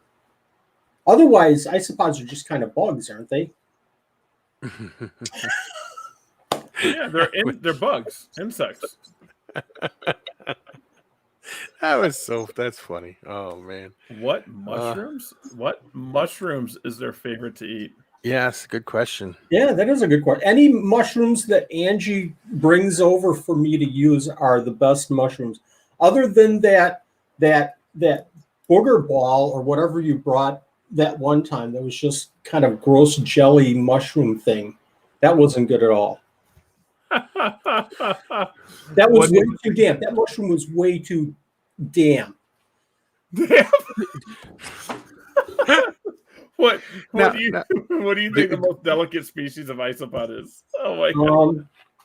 I think the most delicate species, I think there's a number of them. I think rubber duckies, I think a lot of people struggle with. I think that Porcellio magnificus, Porcellio boulevare, Porcellio expansus, I think you kind of have to nail down your care to be able to keep them, number one, and number two, to see babies. I think you really need to go beyond and above and beyond to see babies from those isopods. Well, Gary's got the rubber duckies down. Oh, I know. I just had babies. We'll see how long it goes. You're there. Now, do you think the most people have problems with like the rubber duckies and that whole species because they come from caves and they have no lime in there? I think that's a big thing. I don't think anybody's nailed it down. I don't think we know exactly what the care is for rubber duckies. I think that some people are, I think it's just recently that people are starting to keep them a little damper. I think that it's just recently that people are starting to do that. And then there's all kinds of these other facts. You can only keep them if you have bat guano in their enclosure. You can only keep them if you have holy limestone rocks. And so there's just all kinds of anecdotal kind of information sitting out there that people go, oh my gosh, I'm not doing it right. So I've got to go out and get that and then change my whole setup so that I keep them better. And then 2 weeks later, oh, I don't have any bat guano. I better get a bag of bat guano. And so I think that it keeps changing. I don't think that it's really nailed down. I don't think anybody has had so much success that they can say, okay, I'm setting up 6 enclosures and we're going to see which one does better. And each one of them will be different. Yeah, but I think, like you said, they're starting to keep them a little moist. But if they're from, oh, sorry about that. I didn't mean to say, but they're keeping them a little damper. If they, if they come from caves, you would think that they would be damp in caves. I don't know where people would get that they wouldn't want to be as wet. I think if somebody really sat down and, like you said, set up like 6 or 7 cultures and it ran through their mind of where they come from and did it, find out what works more successful, I think you'd be pretty good. I know they burrow. The rubber duckies burrow. Mine are burrowing. They get little holes like the what ones are the big ones, the most common ones? I can't think of what they're called. But they burrow. Canyons, dwarf whites. The canyons. They put little holes in there. So Gary, I'm going to challenge you, and just because you brought it up, I'm not challenging you. I'm challenging the thought. They burrow. Do they burrow or do they like crevices? Andrew, they're raised in caves. Are there enough little holes in the caves that they like to be confined and up against? Or because we can't provide that or we don't provide that, oh my gosh, the next best thing is for me to just burrow so I have stuff around me, right? We just don't know. I've been watching a lot of videos on isopods, okay? And then I see all these people like over here we got Smug Bugs, is not far from me. I don't know if you've ever heard of her or not, but she sells lime pellets to put in with your cubaris. And I'm thinking to myself, why would you not just buy limestone chunks and put in there and stack them so that they can, because that was the first thing that popped in my head. And, they like the decaying stuff, but if you had like a side that had limestone crevices in it, wouldn't they get it that way too? And is it the limestone? Is it the limestone that they're chewing on and getting? Limestone is just calcium. That's all it really is, right? Yeah. So calcium is provided to duckies by 90% of the keepers, I'm sure. Is it the limestone, or is that limestone actually acting against the substrate of the enclosure and keeping the acidity down? Is it acting as a base? I was thinking that too, is keeping the acidity down. Because I have limestone in my soil. I do. Yeah. And I do too. But I'm not seeing huge. I'm seeing babies here or there, and then the parents will die, and then the babies will get bigger and they'll have babies. So I'm seeing that regeneration, but I'm not seeing overwhelming success like I'm sure we would see if they were kept in the wild. We probably would see like 100 in this little section. We go around the corner of this cave, and oh my gosh, look at that section of rubber duckies there. Have you ever seen them in the wild? I have. Because it makes you wonder, is it like there's only so many in a certain area? Like it's not a real large number in a certain area because, they might be more of a solitary type of animal where there's only a few. Like you said, you get the parents and then they have the babies and then the parents die off and the babies grow up and the cycle continues. You wonder if you need a much larger enclosure to be more successful. And they're slower producing too. In my opinion, they're slower. Like all my the powders, the dairies, all them, they just explode. And it's hard because it's just hard because I don't think a lot of information is out there. Is the information known? I don't know. If I had the information, would it be known? It absolutely would. And it wouldn't be to get views on YouTube or anything. It'd be so more people could have success with these animals. I think that, I think ultimately, I've always been frustrated with the bigger crested gecko breeders and not saying, here's exactly, I set aside 20 or 40 animals and I did this. And here's the results of feeding them just insects. Here's the results of feeding them just crested gecko diet. Here's the results of feeding them a mix. And it's with a large scientifically data gathered kind of experiment. And I don't think we've seen that with crested geckos. We certainly are nowhere near seeing something like that with isopods. Now, again, Chris Biggs, Matt Aquarius, has kind of offered that up to keepers, and I'm starting to do some of those things, but certainly not in a scientific manner because I can't do that with the cultures that I have. I don't have enough room. I can set up 2 or 3 enclosures and try different things with 2 or 3, and I'm doing that. And hopefully I have some results by the end of the year, but we're not seeing, somebody set up 20 cultures or 10 or 5 and say, I'm going to do caves with this one, and I'm going to do limestone only with this one, and I'm going to do, and have, half their culture, disappear and die because they don't like that, but have 10 times as many with this culture over here. And another thing I thought of is because if they're from caves, wouldn't you want to keep them in a darker enclosure? That light really can't. I just, yeah, that's just my opinion. Yep, I think we keep them in dark enough. I don't think that anybody's keeping, isopods in, UVB, No. So I don't know, but maybe any light at all kind of interferes with their whole. What you were saying there about like doing the scientific way, that's how I feel about with the with what I'm doing with the peanut beetles down here. I weigh the food out so they each get the exact same amount of food. They each got the same amount of substrate, the same amount by weight, of course, with peanuts and stuff like that. So I'm doing it exactly the same to see which one's going to do better and which one reproduces better. Yes. Do you have an opinion which ones you think will do better? Wheat. I am gonna say wheat too because I put mine on oats and mine it breeds, but it hasn't exploded. But does that mean that you shouldn't do it because Gary and I say, it's not good? No, don't listen to us. Try it and then come back and say, officially, I've compared the 2 results and wheat is a better choice. Now we know. Now we know for sure. Yep. Peanut beetles, though, are really cool. I've been feeding the beetles off. Some of my geckos eat the beetles. I don't know. I thought, Gary, I read somewhere that they weren't good for geckos. I heard that too. I'm sorry.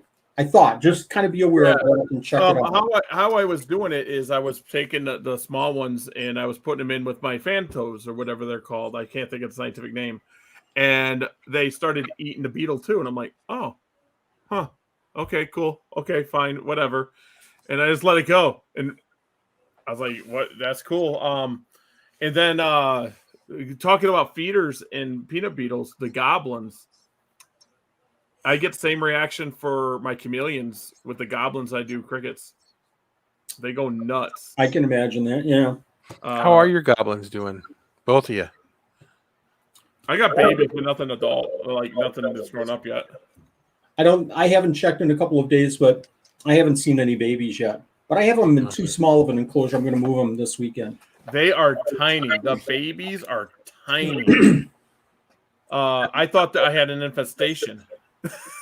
I'm like, oh no. So now, what would you do to control pests in your isopod enclosures? Like maybe some kind of mites or something like that? I've fortunately not had any mite issues other than with mealworms. And I ultimately threw out my culture of mealworms because I couldn't control them. I did the diatomaceous earth. I've tried the Vaseline around the edge and then cleaned that every single day. That's a pain in the butt.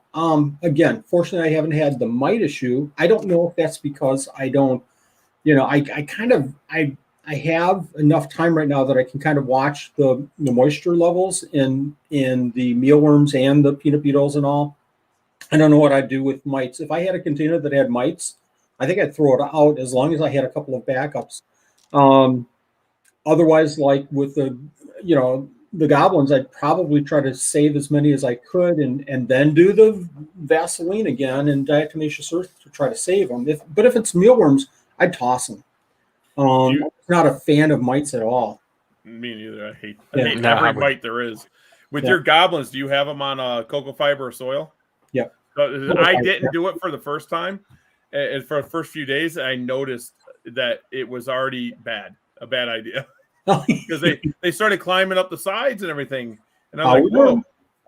So I said, okay, let's go ahead and now they don't even climb up the sides. They're good to go. I'd asked Paul how somebody should set them up, temperatures and substrate and, egg cartons, what kind of, and he said, set them up just like your isopods. So that's pretty much what I did. I actually have, a pile of damp. I have a pile of damp sphagnum moss sitting in one corner, and I have the egg cartons, and I have the. Did I almost get that? Yeah, I realized what you said after I'm drinking it. I'm like, oh man, I almost spit my water out. That's my goal. That's my goal, to try to get Andrew to spit out his. I'm going to watch it for you next time. That's awesome. So, I've set them up just like an isopod. Maybe the substrate isn't dirt and everything. It's just more of a jungle mix. I'm using jungle mix. So, so we'll see. If I'm doing it wrong, I mean, what's the worst case scenario? They'll have fewer babies, I think. Yeah, and they don't eat. That's why I messaged you the other day. I was like, are yours eating a lot? Mine don't eat a lot. They don't eat nothing compared to other roaches. Right. No, mine don't either. So I went to like, oh, you guys get a half an orange to like, oh, you get a little sliver of orange. That's what I've been giving them now. And what's the other species that I got? Oh, the dubias. Them things. I got another colony coming. I'm trying to build that 25 colonies. I love it. I don't throw away any fruits or vegetables anymore. No. I don't think dubias refuse anything. They're just like, oh, food. If Nanette gives me broccoli for dinner, I kind of put some in my pocket. I put it all in my pocket, actually, and I take it down, and that's the dubious food. I don't keep looking over your shoulder like she's not listening. She's going to. She's going to be in here any minute. So you guys are going to be witness to this. So, go ahead. We can do this question first. Oh yeah, this. I want to know, how's your flower mantis doing? They were doing well, and I should put this video out. I did a video of, so my great idea for these guys was to do a video with them eating different things, like a mealworm, like a peanut beetle, like a cricket, like a dubia, and it works so well. So I put a little dubia in there, and wham, and I got the video of them chewing it like a cob of corn all the way down to awesome. And a mealworm, wham, mealworm, and then all the way down to the very last tiny bit of the mealworm. And I was going through this, and I'm thinking, oh, isopods, I can do an isopod. So dwarf white, bam, I'm gone. Oh, I've got these little millipedes in with one of my isopods. Let me throw that in. Bam, grabs it, and then spit it out just like it just got stung or tasered and started, just writhing around and like it was in tremendous pain. And then I realized, millipedes excrete and contain. I was like, what the toxins? What was I thinking? So I lost one probably about a month after I did that, and this goes back to probably about March or April-ish. And then shortly after that, I lost the other two, and I never did. I was always afraid to bring them together. And I had told Peter from Bugs in Cyberspace, don't just send me one, send me a few so I can try to. So he sent me 3, and I loved working with them, but I was just never brave enough. And Andrew, I don't know how you do it with tarantulas, but I was never brave enough to bring them together to breed them. See, now with the millipedes, I knew that they gave off because lemurs, they lick them to get high and fall off a tree, the giant millipedes, so I knew that they give off some kind of toxin. They're like Corridor's catfish. Most people don't know that they give off a toxin too. That's why when you go to a store and you pick up a Corydoras, you tell them never put the Corydoras with other fish because they give off enough toxin to kill. Get home and all your fish die. And you're like, what's going on? Learn something new there too. Or put them together in the same Yep. bag. Yep. Ghost mantis are something. If you're afraid to put them together, ghost mantis are communal. Yep. There's that guy. I'm sorry. Go ahead. There's that guy at Sewerfest that gets them, and I always mean to pick up some, and I always forget. Those are really cool. These flowers were really cool. They're a little bit smaller. And Andrew, I knew that about millipedes too. It was one of those things where I'm just pulling stuff. Oh, I'll do a video with the meat, and then all of a sudden it was like, oh, what did I just do? It's bad afterthought to go through something like that. So I think that the one probably succumbed to something that it ate from that millipede, but the other two again lived another month or two, and then they just through just old age, mantises don't live a whole long time. They just they didn't last too much longer after that. Nanette said she heard you about your broccoli, by the way. So does that mean I don't get broccoli anymore? Oh, oh no. Sounds like. So you still have your millipedes and stuff, right? You got a bunch of different ones, right? Yeah, I've got a bunch of different millipedes, but these millipedes came in with some isopod shipment that I got. And unfortunately, what I was doing in the past was taking the isopods and just dumping them into a container. Now what I do is I'll take the isopods and I'll get them out one by one. I always thought if the breeder is doing something in their culture and their substrate or whatever, they've got to know a lot more than me. But I got one in that must have had little teeny tiny, like a velvet millipede. It was it wasn't like a bumblebee or a starlet or something. Just a little, probably not more than a half of an inch. And that's what did it. Gotta love millipedes. My millipede colony's doing great. I got smoky oaks, I think they're called. And I thought they were infested too when I had babies first. Them things look like little worms. I was like, what's wrong with those? And then I think it was your video or someone's video. I'm like, oh, I got baby millipedes.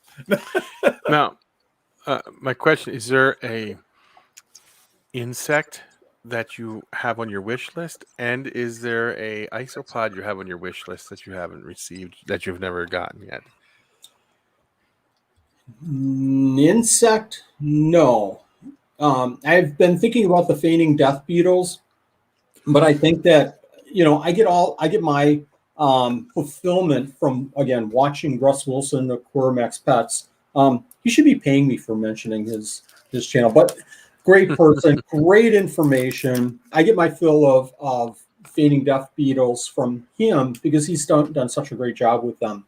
So I don't really, if any more insects would be one of those. But not I'd rather, if I'm going to invest time and now it's not really, consideration other than space. What more can I keep? And time. What more can I care for? I don't want to, short end anything. So not really from another bug standpoint.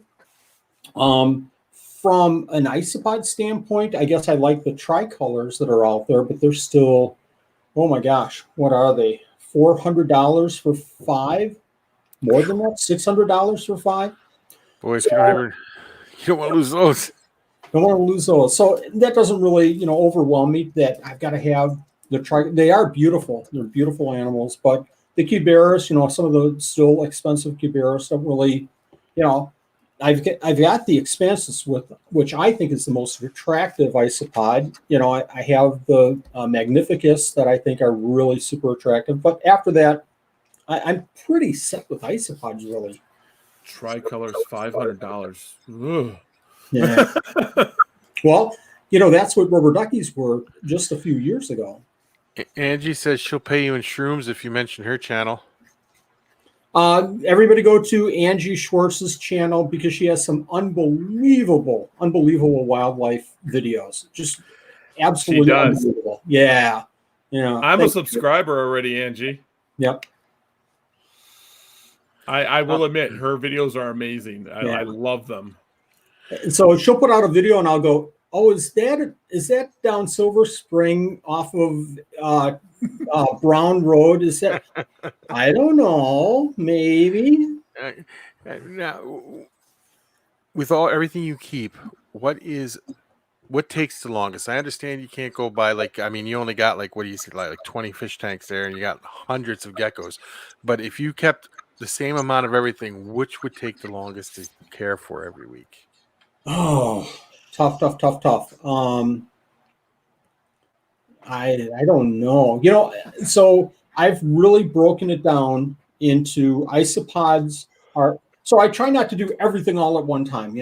So fish are like on a Saturday, every other Saturday morning, I'll do a water change with the fish. I know I should be doing it every week, but I don't keep that many fish in these tanks. So that's every other week on a Saturday, and that takes about an hour and a half or so. Isopods take Nanette about an hour. It takes me about 3 hours to do. Like how he corrected himself there? Yes. So isopods are about 3 hours for me because I have to open and I'll check around a little bit. Make sure, is it that damp enough? No, I think I need 2 more leaves. So isopods take me about 3 hours. Bugs take me a long time because it's not just the dubias and the pita beetles. It's actually working with the mealworms and separating out. And I know that there's got to be a better way, but separating out the larvae, separating out the beetles, because I constantly have 4 or 5 different little cultures of mealworms going all the time, just in case for the baby geckos.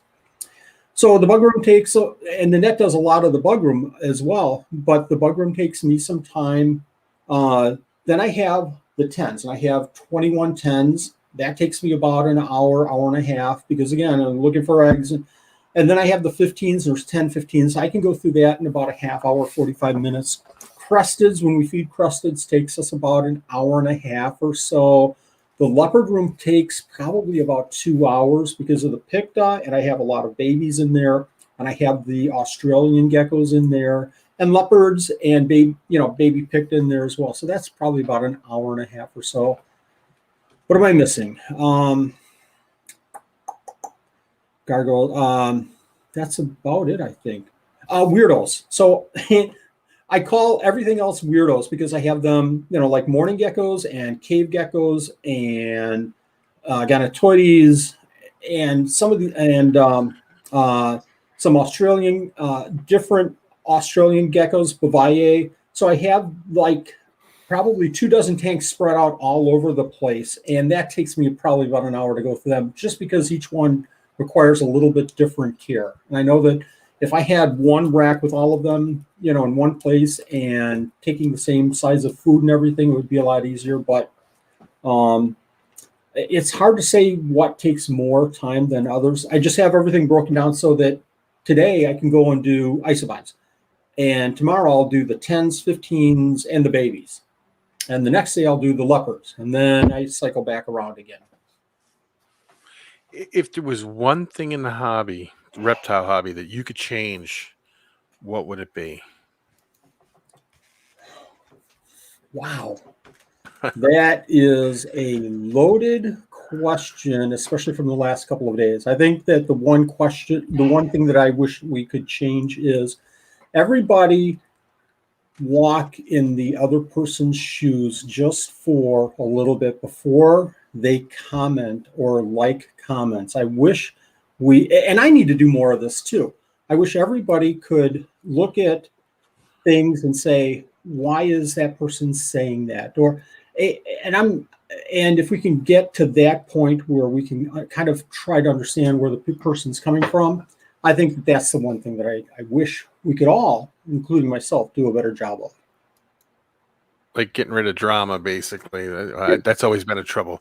The one thing I always thought of was sharing information. People don't like to share information, and I think everybody should share the information. The sharing the information, I don't think is the issue. I think it is more people listening to the information. Because you can almost take the leopard gecko. It's probably the easiest gecko to breed in all geckos. We can all probably agree on that. Okay. Yeah. It's been done for 40 years, right? Roughly 30 years. 30 years. And it's been done, tried everything. But then you got someone else that comes in and goes, well, I don't like any of that. I'm going to try my own way. And it's like, wait. I feel there's nothing wrong with that. as long as they're working within some boundaries and some understanding. Like you're saying, Gary, as long as there's more education. But I look at it as, even with YouTube, I'll put out a YouTube video and somebody will come out and say, well, that's all wrong. They'll PM me and say, that's all wrong. I've been doing it for 3 years. I know what I'm doing. I don't get frustrated with that because I can usually walk away from something like that. I'm glad it's working for you. Everybody's different. I think we can't make people learn. I think we can put out the information, but we can't make people learn and act off of that information. Now, I can't tell you how many times I've had somebody come back and say, I watched the video. I commented to you a year ago. I tried it. It didn't work. I'm sorry. Help me with this. And then I'll jump back in and kind of walk them through the process again. But, it's the whole, you can lead a horse to water kind of thing. I think we can put the information out there. We can educate, but we can't expect everybody to learn and to accept. And it's hard sometimes for me to listen to somebody that says, oh, you can keep, God, what a terrible example. You can keep leopard geckos over sand and say, no, you can't. That's all wrong. I think we have to listen with an open mind. Gary starts sweating when I he know. hears that. I started sweating there too. I saw Gary and he was sweating, and I don't know why. But I think that, I think we need to be able to put ourselves in the person's shoes and then start being more open-minded and saying, why do you say that in a non-offensive, non-defensive way, and say, why are you saying that? The general consensus is this, but I want to hear what you're thinking on this matter. One thing I've learned to deal with is like when somebody says something I don't like or something, I've learned to be like, oh, okay, no problem, because it could be trouble if you try to get into an argument with somebody. But if you give somebody advice and they don't listen to it, I always check later on and say, well, how's that going for you? Trying to be, and they're like, well, this happened. I'm like, oh, okay, well, if you need any help, just let me know. That's what I try to do anyway, because like you said, you could lead a horse to water, but you cannot force it to drink it. So yeah. We just need more positivity, I guess, and less public negativity. Yeah, well, yeah, it's social media is big trouble with everything. It's a double-edged sword because you gotta stomp out that bad information. Sometimes you have to stomp it out. You have to, or it's just gonna bite us all in the butt eventually. Yeah, just I say don't let nothing bother you. Yeah. What they say, just whatever. But I did see something interesting that I think from Facebook. Zuckerberg is starting a new way of doing things with the Oculus. Did you ever see the Oculus? Gary, you know what the Oculus? No. Well, anyway, he's doing this so that let's say they shut a school down because of COVID or something. You got the Oculus. The teacher could teach from home, but you could be sitting there, and every student has to have one on, and it's like they're right there. Okay, and it's like you're in the classroom still, but you're looking through an Oculus, and so I think virtual reality. Virtual reality. Yeah. You learning like they can do everything just like you're sitting there. They're doing it. Going to start doing it with board meetings and stuff like that, and office work, so you can work from home, or people who can't be at the office or whatever. So do you think that will help the community, as in like giving people actual tours on how to take care of things? Like being able to be like, this is what I do. This is exact, because he said you could scan it and it'll show exactly how everything is, and then you can explain it as that way. So I would think it would help. Like you would be able to give lessons on how you actually do it. Like they could come into your facility and see you doing it with you, standing right next to you, but not being there. Yeah, I think that would be a huge benefit. I don't think you're going to have a lot of people willing to show off facilities because that kind of opens the door in many regards. I struggle with that all the time. I'm doing YouTube. I've never shown my full facility. When I show little bits and pieces, I get railed. My crusted gecko setup that I showed the bank of 10, 20 highs, I got a lot of great comments and everything, but I got a lot of real negative comments too. And that's kind of hard. And it's hard not to take that personal after a few of them. and I'm growing in the fact of not paying much attention to some of those, but I can't imagine somebody seeing my whole facility and going, oh my gosh, why are you doing it this way? And just the open doors now that would be there. I've done it once a long time ago. I'm not going to do it again. So, and I agree with you. The facility thing, no one's ever going to see my whole facility. I don't show everybody everything either. I don't know if anybody ever noticed all my videos is done in one spot. That's it. Now, having said that, if I had somebody come in from, I hope this doesn't happen, but if I had somebody come in from the state or whatever, I wouldn't have a concern in the world with showing them every single enclosure that I have. It's the, you say, virtual reality, is that going to help, and tours and everything? I think it will, a segment, but I think, I'm going to say this over and over again, I think the TikTok group will not take very well because it's way too much information to process. It's not 15 seconds. So I'm going to take the first 15 seconds that you feed me, and I'm going to spit out all the other time that you try to force down my throat with way too much information. And say what you will about TikTok, and I use it as an example because that's the trend. I'm trying to show where it's the way that today's is. It is, and I think that everybody's okay, 15 seconds on to the next one. Swipe. I agree with it. I agree with you. Now, with the changes coming to Instagram, and they're trying to change some things on TikTok, what do you think the big platform is going to be? Will you always prefer YouTube over like Instagram and TikTok? I prefer YouTube fits what I want to do, and that's I've said this before, and I hate repeating it, and I know you guys have heard this over and over again. But 2 or 3 years ago, I got a gecko. I didn't find any information anywhere.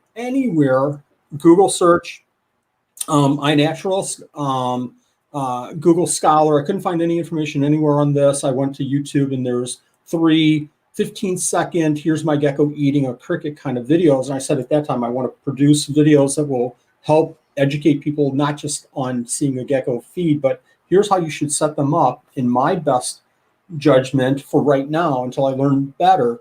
And that's where I wanted to go. And that's why I think YouTube has worked well for me personally. It's all about trying to get a chunk of information out, to viewers that want to learn, a very concentrated audience, and that's what I'm trying to do. And if they can't take more than 15 seconds, I'm hoping somebody else will that really has that gecko, wants to do well with that gecko. What platform are we going to see in the future? I think that, we can say, is TikTok going to last forever? I don't know. Did Facebook last forever? I think there was a huge negative impact, years ago with Facebook, and people jumped, and then I think, a different crowd jumps back on. There's always going to be Facebook. There's always going to be YouTube. There's always going to be TikTok. I don't know if there's always going to be Twitter or not, but, I think that these platforms, another one will jump up, and another one, Instagram, obviously, and this one will leapfrog this one. There's a new platform coming out. Always a new platform. Well, it's not new. It's changing back to what it was. Maybe. I know this is, what I'm talking about? Did you hear about it? No. OnlyFans is taking away pornography. Yeah. Okay. OnlyFans was it was supposed to be like a cooking show. You paid to watch that person cook, or how to weld, or how to do something. That's what the platform was supposed to be. You're gonna get tackled now, Wally. Now I'm ducking. Now here's the thing: is I think that might be, if it does make the jump back to being a normal site, and it gets rid of that stupidity, I think that could be a site for education. I thought about putting stuff up on Udemy. Udemy's type of class type thing. You can make it free. You can do free. But people that would go to Udemy want to learn. They're going to learn something. And you can put out a whole class and have like your whole class on how to breed leopard geckos. You can put 80 videos in there, all your documents, and charge $10. I thought about doing it, going to Udemy. So think of this. Going way back to Alta Vista, if you remember that. Where am I going? Do you remember that? The search engine, Alta Vista? Yes. Okay, so between Alta Vista, I know this is 100 years ago. Between Alta Vista and Google, how many search engines were there? Well, there was 4, I think, wasn't there? I think there Yahoo. I think there were a lot more than 4. There was Bing. Yes. There probably still is Bing. Well, Bing's Microsoft now, but back in the day, I mean, everything had one. AOL had one. Yep. Yeah. So all of these search engines, so a new search engine comes out and people say, oh, this is the best thing since sliced bread, and they jump on this new search, and then 2 or 3 weeks later they're off of it. And all of a sudden, so leapfrog, and then Google comes out. Why did Google succeed? Because it did things different. It said, people are going to use this, so I'm going to build these algorithms, and I'm going to tell people they can type leopard, and I'm going to show them leopard geckos. So they were intelligently moving that platform, that app forward, and I think that YouTube has done that with their algorithms. You just saw a They're owned by Google. What's that? They're owned by Google. My point is that YouTube is moving forward with building intelligent searches and recommendations. And I think TikTok has done the same thing. So watch these other platforms, because it'll take a lot. It's going to take a lot for another platform to, like OnlyFans, it's going to take a lot for one of those platforms to have a mass migration over to that. Yeah. Now Instagram, though, has Instagram TV, which you can do much longer than just a 30-second video on there. You could do as long as you want pretty much on there, I think. I don't know what the limit is, but I know people have got some 15-minute videos on Instagram TV. The thing I see problem with Instagram is Instagram is owned by Facebook. So if Facebook's already said it, they're trying to get rid of the animal thing. They're trying. If that happens, Instagram's gone too. They'll both leave. I mean, that report was out that they don't want animal sales period on their site or on Facebook anymore. They don't even want the words. If you put sale, and like I have to sit there and go, can I word this just to put something up on Facebook? Somebody put something up there and I left a comment. I can't remember what it was, but it came around to the point where I was like, well, how much is that to buy a new home for that animal? And they kind of got around it. It was an idea, I believe. Alta Vista was the main search engine for the longest time. It was the one. Yep. Ask.com, Alta Vista was the top dog. It was the top dog. Oh, MySpace. Oh, geez. MySpace. Oh, geez. That was a platform for a while.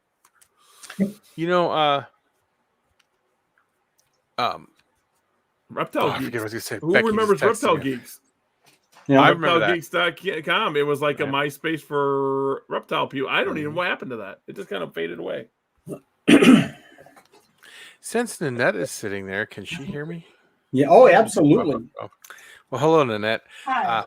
What is your favorite part of Wally having all this? Favorite. Yeah. Other than it being out of your hair.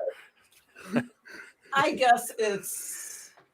Oh, let me think. No, I guess it's because he gets to work and do something that he loves doing, and he can do it from home now. And he's home all the time here, working out of the house.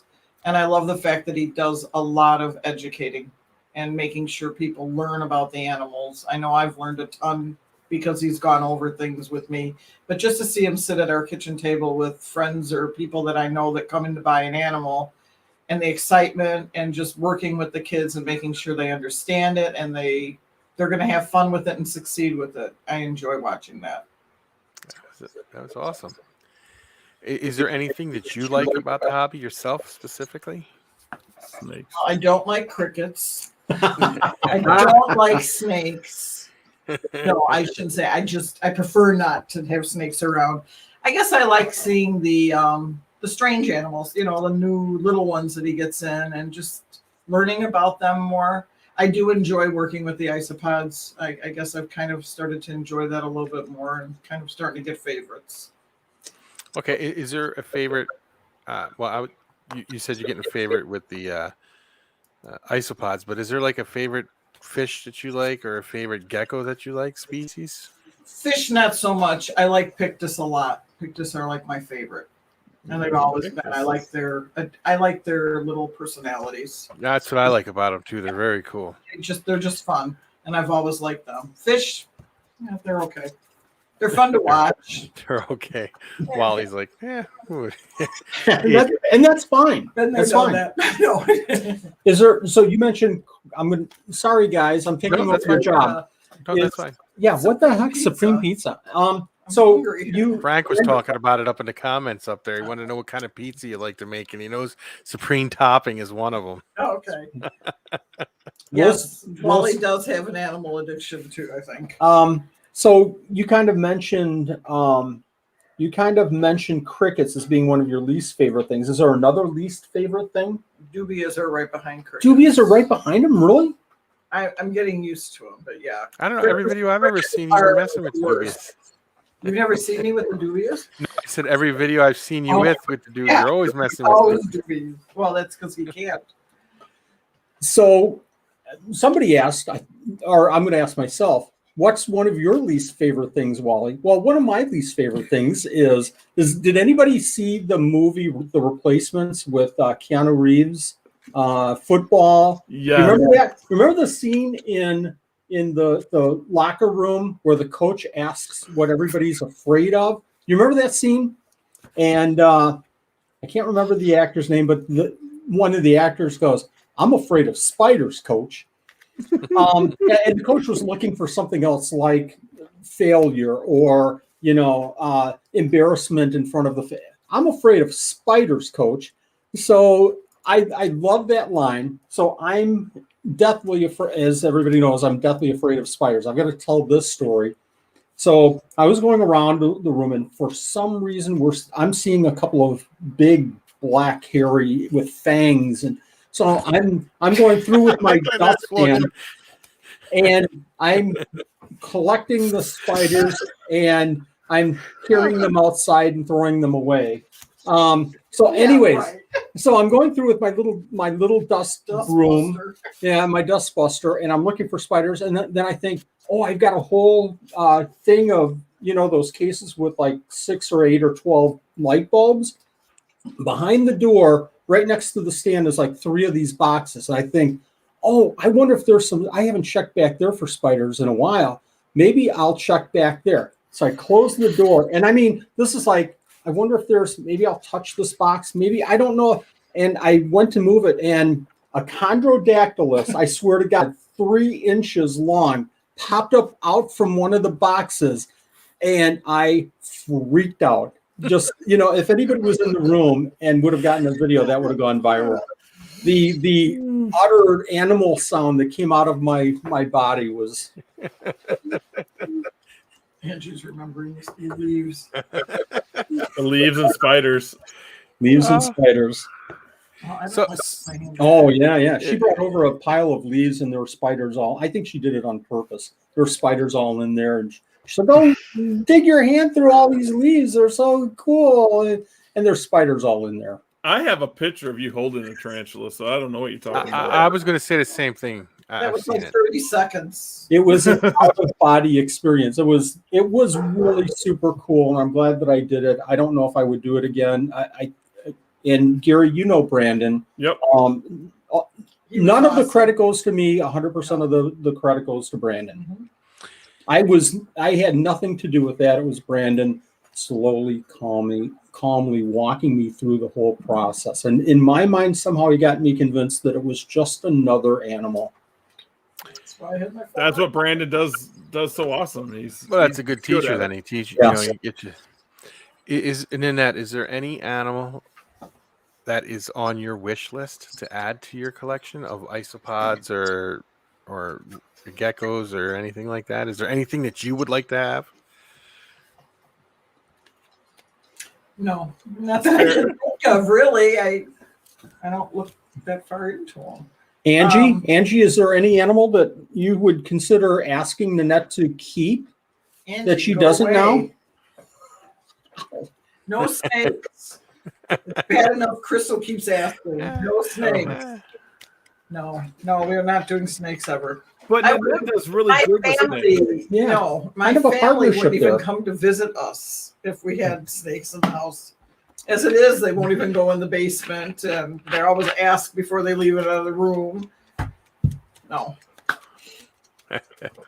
No snakes. Stop it, Angie. I will tell you this. I see a lot of videos. I see every video that Wally puts up. I watch them several times. But anytime there's work being done, it's always you in the background doing it all while Wally's sitting just like he's sitting there now talking, and you're in the background putting boxes together, putting orders together, and Wally's just sitting there I do a talking great away. job of this. That happens at reptile expos too. It does. Yeah, I've never seen him at Reptile Expo Well, we'd never before. get a booth set up if I didn't keep going at the reptile thing, Gary. I'll even try not to say anything. I'll walk by and it just doesn't work. It just doesn't work. If it were up to me, I'd be like, yeah, I've got that in one of these boxes here somewhere. I haven't put anything on the table yet. Sorry. Oh man, you just need to get to the expos the day before and spend the night Maybe. and set up. Like that would make any difference. Good point. We would just talk all night and be done. That's Exactly. what happened. And we Because said it happens to me. I do the night before, and everyone will come up. What kind of geckos you bring? They're in the box. You can go look at them, and they'll be spread out on 2 empty tables. And I'm like, come on, seriously? Mhm. Oh man! Behind the scenes. And we got Green Bay coming up. It's gonna be a fun show. It's gonna be at the casino. Oh, that's next weekend, isn't it? Yeah, This coming next weekend. Yeah. I got so much to do. Such a long drive. It's like 7 minutes. Nice. Nice. So with your why don't you tell everybody about your little coffee, buy you a coffee thing so everybody can hear it if they don't know Oh yet. gosh. Oh, I thought it was gonna turn- So the site is buymeacoffee/Supreme Gecko. You can just look up Buy Me a Coffee and Supreme Gecko and you can find it. But the intent here is to provide more information to a very focused group of hobbyists. Here's an example. How to be more successful at reptile shows. And I offer 3 tips. So if I put this on my regular YouTube channel, I think that people would watch it maybe, but I don't think that they would get the value that I'm intending them to get. So again, this is a very focused audience that this whole membership is devoted to. And Buy Me a Coffee is based on 3 different things. One is memberships, and different levels get different, I guess, features. Then there's support, where if you feel that one of my geckos should be fed more, you can support Supreme Gecko by feeding one of my geckos with a certain amount of money. Just it's a standard donation thing. And then the other is a consultation. I've been getting lots and lots and lots of questions, and I know a lot of these questions are coming from people that just don't want to use Google, and they're just throwing these questions out. So it's an ability for me to then come back to them. And I'm still answering questions, the general questions. I'm answering questions from past customers. I'm answering questions from you guys. I'm answering questions that I feel are beneficial to the keepers. But sometimes I get questions kind of out of the blue. I've set up a consultation so somebody can join me in a one-on-one kind of situation, and we can talk specifically about their requirements or their needs in a very, again, focused manner.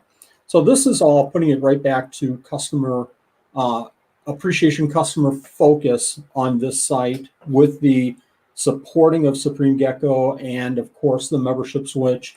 If anybody comes back to me and says, I'm not getting the value for this membership that I think that I should, then I'll double the benefits, because I'm going to provide, and I have, spreadsheets with information and helpful videos and posts. I'm going to do whatever I can to make this, again, very focused to kind of the more advanced type of breeders.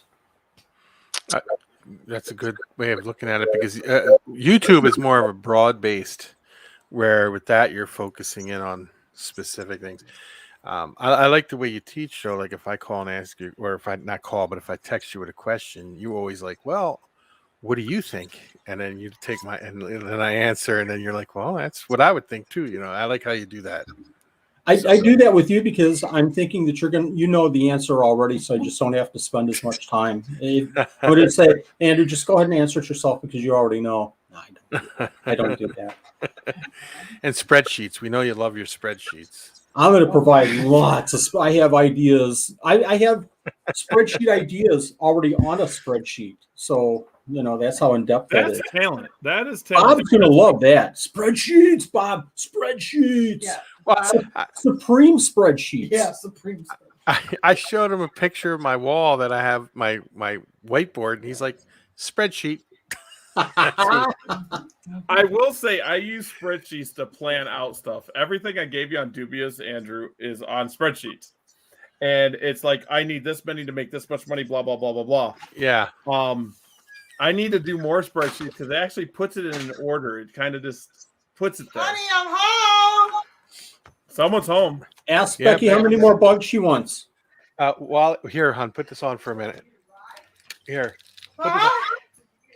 Give me 1 second. Here, hon. Oh, you gotta give me 1 second. Give her 1 second. Yeah. I got you. Wait a minute. This will be funny. I do the same thing, Gary. Yep, I do the same thing. I do my goals.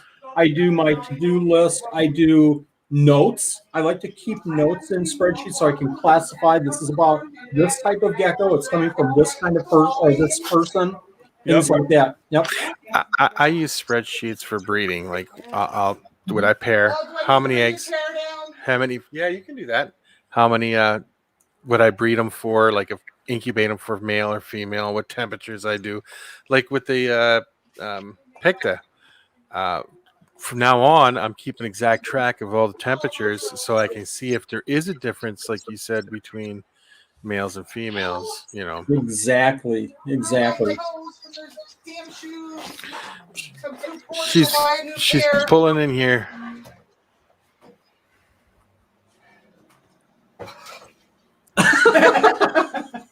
Here, Wally has a question for you. That's his wife Nanette there. I'm Gary. sorry, I just cleaned 2 nasty boys off the rooms that stunk. Do they still stink? You just need a lighter. You just need a lighter for something like that. That's what I would do. Yeah. That in spite. Well, it wouldn't have been that bad, but it's been raining here all day. Oh. So, and I not only had our football team, but then we had our guest football team, and they drug mud and grass. If only of the school. If only you could throw like a dozen wet dogs into the mix as well. That's what it smells like.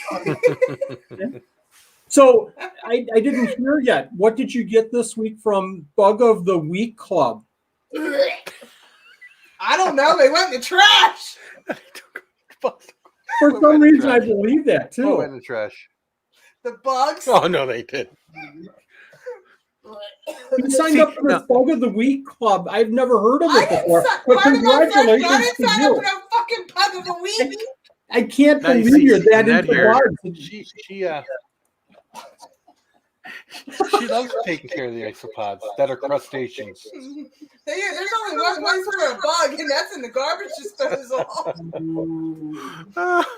So that's our goal. That's our goal for this year. For me to put the bugs in the garbage disposal? No problem. No, that's not our goal. Our goal for this year is to get you to hold a Hoffman Segai in your hand. I held a tarantula. Well, more power to you, brother. We're gonna do I that. will not. We'll walk you through this journey. We'll side by side. There was an ant on my chair, and I did not sleep because I felt like it was crawling all over my body. I said, her main problem is her dad was an exterminator, so I can see that. Bugs are so we have to get over. Bugs are nasty. No. We have to get over that. It's an unreal, unnatural. And I can admit, for me, it's in here. Right. I know it.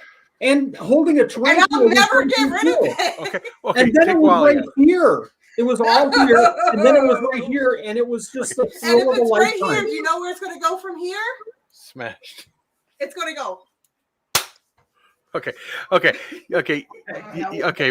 Yeah. I'm gonna tell you, Wally's deathly scared of spiders, and he just talked about a story he's scared of them, and Nanette was laughing because it was kind of funny. But he actually met somebody who got him to put a tarantula in his hand to get him past the fear. He's still got a fear, but he put an attempt out. Hey, I did with the snakes, okay?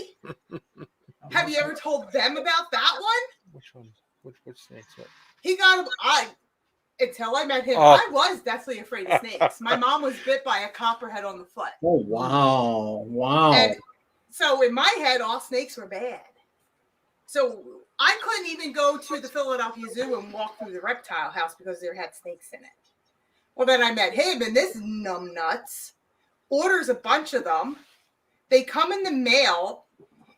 There was 2 in one bag and not knowing it. They were Burmese pythons. They're snapping. They bit him. He drops one on the floor. I ended up in the kitchen sink. I would have been. And he says, he goes, give me that bag. I'm like, what bag? He goes, that bag next to you. I said, this bag? He goes, yeah, go here. And I threw it at him and it landed on the floor next to me.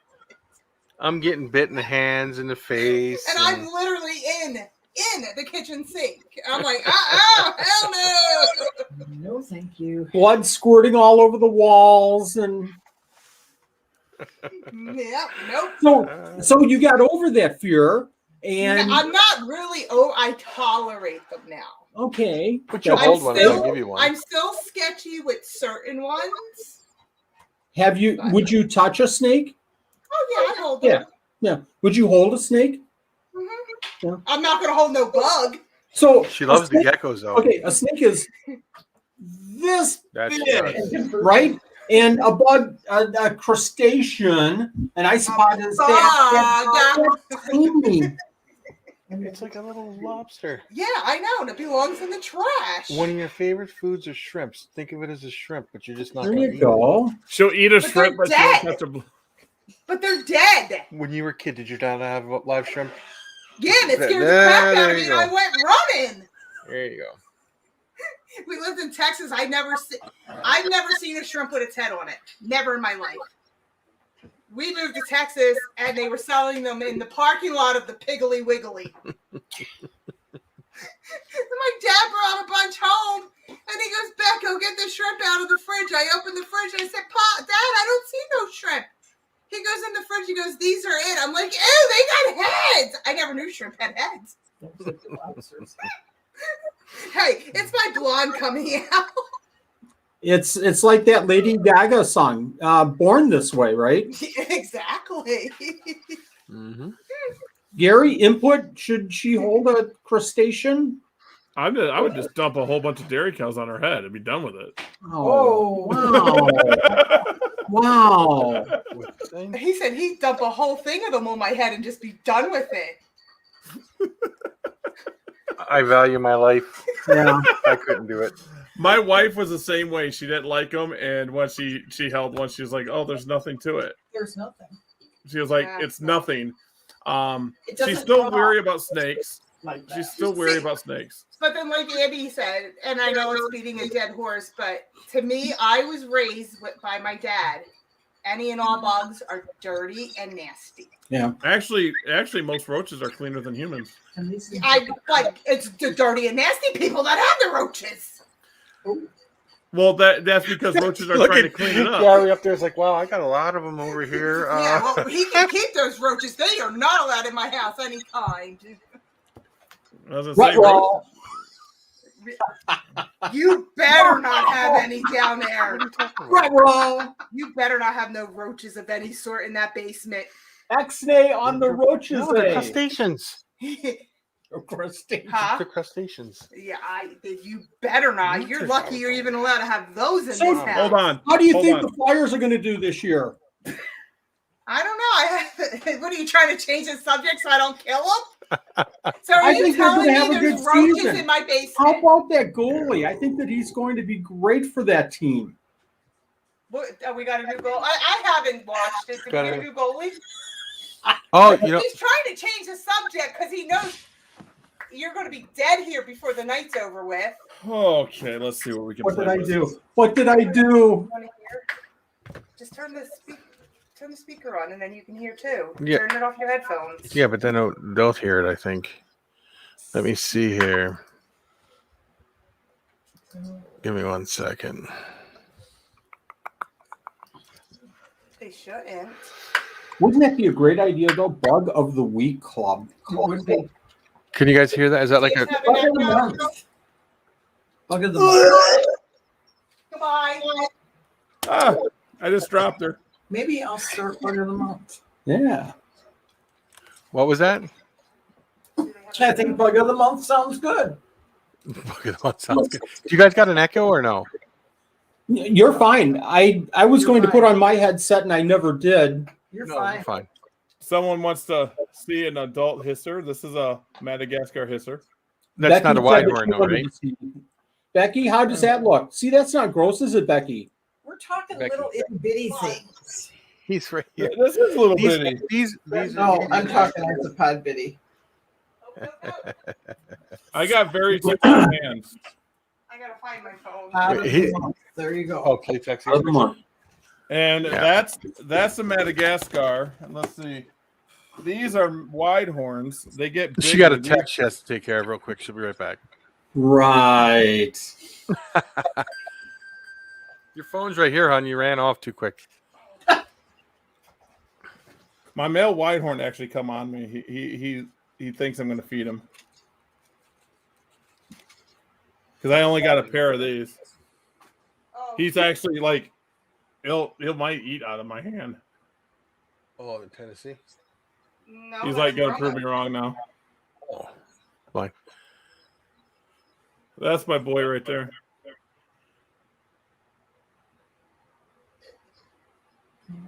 Now, how big of a colony can you keep those in? Just like any other roach. The white horns, I got a pair from Paul Pills. So I'm waiting for them to have babies. The Madagascar, I have He's not showing colonies just like dubious. Ninette, is he showing any bugs at the moment? No, there's no bug on the screen right now. I promise. No. Little No, bit his of an hands echo. are up. He's got nothing in him, I promise. She would never do that to you. She said they're not showing I no wouldn't bugs. do that. Little bit of an echo. Oh, It's not too Echo, bad. echo, It's not bad. let me see what I can do. Let me see. Never mind. It's just Today, day is the greatest day of my life. You're trying to sing So for is that better? Can Yeah. you still hear me? Good. Outstanding. Nah, he's not showing bugs right now. It's just, Uh-uh. no. Gary. Oh, it was a card. So now Wally's allergic to the roaches and stuff, right? See, that's a Okay, isopod. enough of this. Very- Isn't that beautiful? Isopod. It is. Now, Wally's allergic to the roaches, right? Is it the frass you're allergic to? Wow, that's cool. So now you got stuck taking care of all the insects. I won't even call it bugs. I'll call it insects. Is there any part of that you really dislike, like besides the dubia roaches or whatever? Look at me, yeah. No, because the isopods are fine. The peanut beetles are fine. The crickets I really dislike when we get crickets, and I don't like them. Mealworms are fine. It's I just have an issue with mealworms. crickets are horrible. Crickets I are have filthy. to put on 3 pair of gloves to touch a Mealworm, yeah. She puts gloves on when she. No. Crystal plays with them when we get them shipped in. She sits and she talks to it like it's all gonna listen to her, and she's a ball. She loves it. When they're- It'd be funny if she says, "Now you guys go over there," and they all like shift. She's Yeah, it wouldn't talks to surprise all me. of them, and it wouldn't shock me, Gary. I mean, she reprimands the geckos when they aren't doing what she thinks they should be doing, and she'll like, listen here, Mister. Yeah, she gets right into them. Becky, when she comes downstairs, she goes, I want to see my dairy cows. Yes. It's her dairy cows. They're not mine, they're hers. And it was not a good day, the day that you started to sell them. That was pretty ugly. No. Oh, you That's should a have traitor. Yeah, she was not happy about that. Tackle you to the ground, right? No, Grandpa, you're not selling my dairy cows. So She could do Andrew, that so what- and it wouldn't hurt, but it's you sold my dairy cow, some of my dairy cows? you crushed her heart. I did. So what Becky's saying is I can't send any roaches to Andrew. All right, I'll name them before I send them. You'll rename. Oh, jeez. You might like question marks. You don't like roaches, but you might like question mark roaches. Them are actually really pretty. They don't even A look like a roach roach. is a roach. It don't look like a roach, They though. look like a little disc. They look like a little round disc I with don't a care. big A roach is a question mark roach. on them. It took me a long time, Becky, to get used to the dubias. It took a long time. Andy had them. I made him get rid of them. I couldn't sleep. I could not sleep knowing that they were in my basement. My 10-year-old daughter will just pick them up like this and go, "Look at all this stuff." I think what's crazy with those is Tim. his And girlfriend. oh, that she was just- had them in her hair, mating and laying eggs. she had a heck of a in time her getting them out. hair. I don't know. She had What? she had dreadlocks. Yeah, she had dreadlocks. Oh. In her hair. She I'll went to see the if I can show hairdresser. something and not a they found 'em. bug. I'll see if I can get something that's not a bug. And I was like, "What do you mean? How did that happen? We don't even And see then it." I found out that they were in my car, and I looked at him. I said, "You find somebody to give them to, because they are not coming in my house if they're going to live in my hair." Nah, they wouldn't live in here. We haven't had that. We haven't seen Tim and them for a long time. So After Crazy. that, I told him, I'm like, I'm done with them. Ah. No.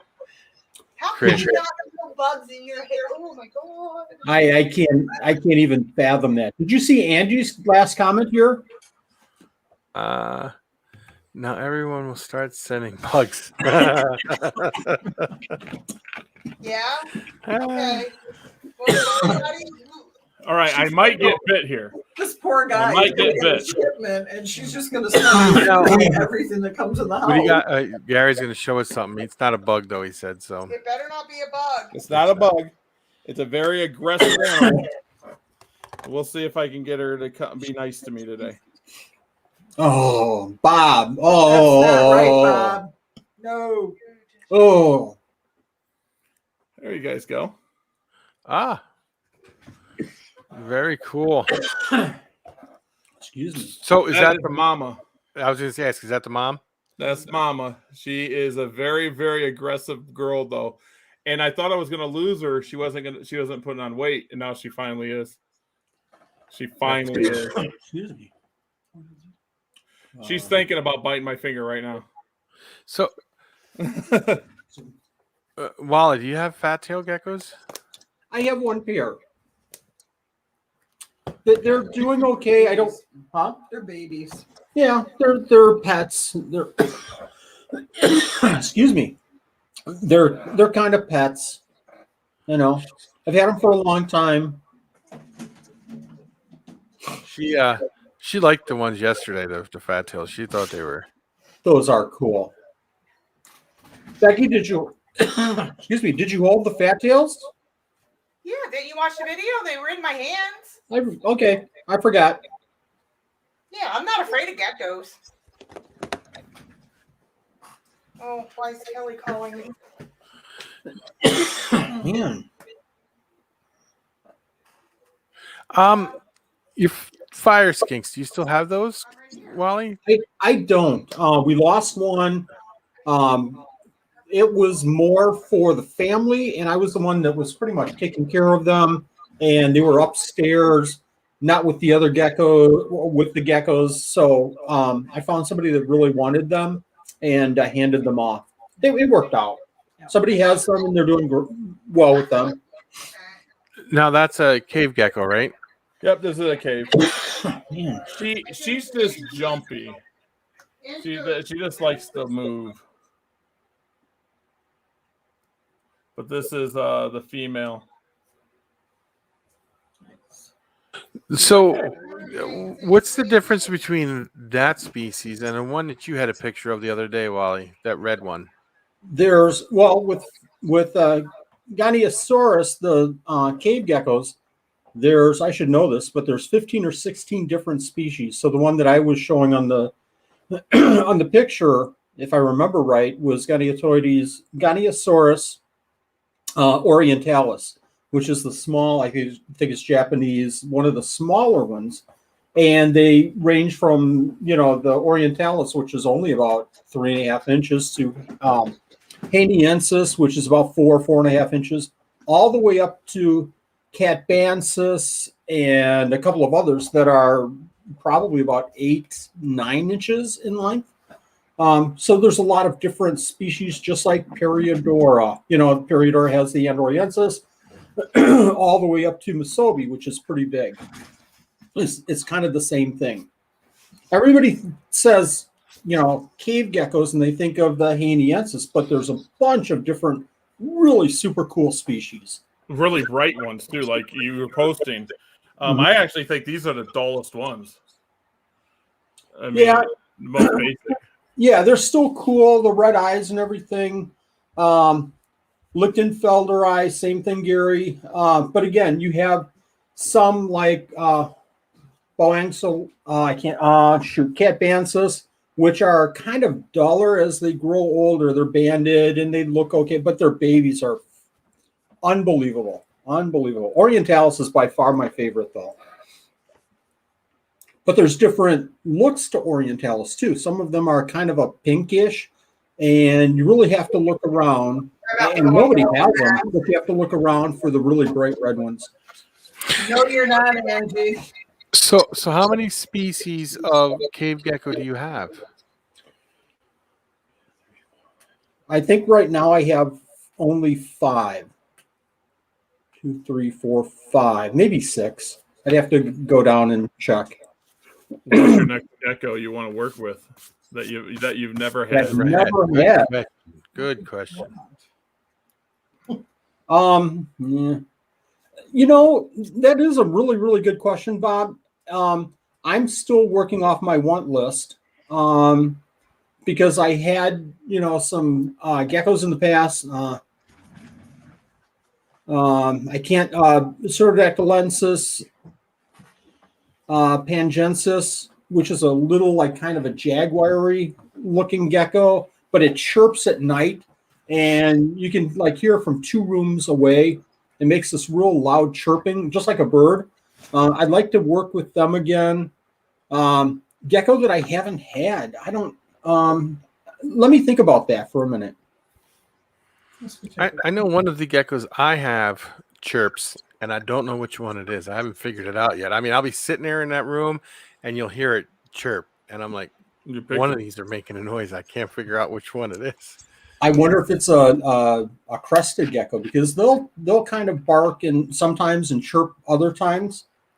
Yeah, that's what I was thinking. It was a crested gecko. Geckos that I would want to work with. My leopard talk. I taught him how to talk. I heard Crystal taught them how to talk. Yeah, that's who taught me how to teach them to talk. Probably. Geckos. Talking, yeah. Oh, this is a hard question. I want some of the leaf tails. I want some of the hard Australian leaf tails. That's what I want. The funny thing is that, and they are wonderful, wonderful animals, and I think a lot of people are having more success with them now than they were, 10 or 15 years ago. That's a gecko that I'm not into. I think it's because they have such weird requirements, and they don't have many eggs. You have to keep them in the wintertime. You have to brumate, and Gary, you know this. You have to brumate them way down. I mean, way, way down. Like you think you're going to kill them. Yeah, that's what I heard. I don't know if I could do that. I that's why I'm thinking about it, because now the alligator lizards, I do the same thing. They get down into 50s, down into high 40s. So I'm like, I got used to them. Maybe, but the price tag on some of them Australians are just. Yep. Whew. I never thought I would ever hear you say there was a gecko you wouldn't be into, Wally. Yeah, Yes, I don't know why. They're not as maybe because I've had some of the some of the leaf tails, from Madagascar, and it seems like they're kind of the same animals. And I think that the leaf tails from Madagascar are a little bit more interesting. I don't know. Did Crystal do the monarchs this year? No, we did not. Satanics are. If I could give a best advice for Satanics, do not buy wild caught. Frank has a good question there. Did you see it up there? Did I miss one? Yeah. Oh, right here. Yes, I did. Oh, geez. If you could use magic to combine two geckos together to make something new, which gecko would you combine? Wow.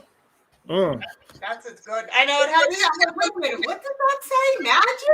Magic? I don't know if I have those magic powers. I guess I would take something that's. If you did. Oh, I know what I would do. I would take the Androyensis, Periodora Androyensis with the tail that wags back and forth. And just the calmest little peaceful, cool little get, but they are only like this big. And I would take that, and through my magical powers, I would breed that to a tokay so that you would get this huge gecko that would bite the arm off, but they would curl their tail. It's all about the tail. It's all about the tail. Right? I never thought you'd come up with a good answer, but wow, that is a good one. The tail. Oh, man. Do you have any tokays? I made the mistake of, at Schaumburg, I purchased 4 tokays. I set them up in Bioactive, did everything right, and Gary just mentioned Satanics. The one thing you do, unless you really, really, really know what you're doing, you don't buy wild.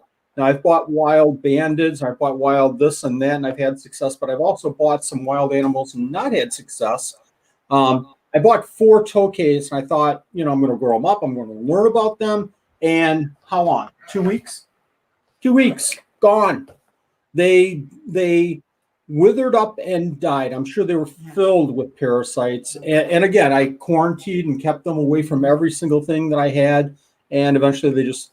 So that was and because they were very inexpensive, I don't know, $10 a piece. It wasn't that, 15 maybe. It wasn't that big of a deal, but it taught me that even the less expensive animals, you really want to go through the process and learn your medications and things like that. So I've had fast. I mean, it was fast. No they looked good, and 2 days later they were thin, down. And another day or 2 later they were boom, boom, boom, boom. It's weird that you say that, because at the last Green Bay show, I bought 2 wild caught, the awesome looking tokays they had there. Brought them home a week later, they were gone. Yep. I mean, they were just gone. I was like, now, how do you guys feel about wild caught stuff? Would you rather see that gone with, and just, unless it's something new completely? Yeah, of course. You can buy stuff that's... if we could breed within the hobby, everything could be captive bred. That's the ultimate, that we were not pulling out of the wild and doing bad things, through trying to get them into the country illegally and terrible care. But something like even a tokay, they go through, you can't even imagine what these animals go through, 100 in a bag, put them all together, shove them, less weight, and just get them out the door. And a week later, okay, here's your tokays.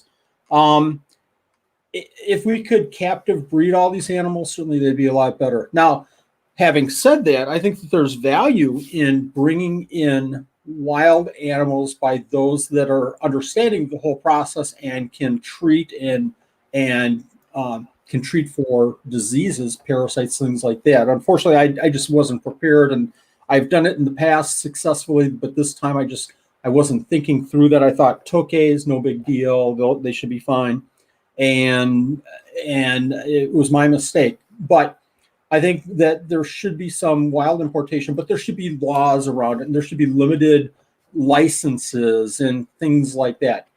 Take, for example, some of the Australians. Take, for example, the New Zealand geckos. And I think that there should be a designated, 4 people that can bring these in a very controlled manner and breed them, because they have so much experience with past history kind of thing. to then propagate enough that they can distribute these animals in captivity. That's my feeling. I And agree. the license should I be agree too. extreme, and the limitations and the control over it should be, I'm going to walk into your facility 3 times this week, and I'm going to check everything that you're doing. I want to see these animals. So I think that there should be lots and lots and lots of controls over that, but it should open up a little bit so there isn't the drastic importation. I shouldn't even say importation. Bringing these animals illegally in. See, what gets them is, Small you know, world. that you took it home, put it in its enclosure, it came from the wild. The whole stress of everything is how come its immune system went down for the parasites to wipe it out. Yes. 100%.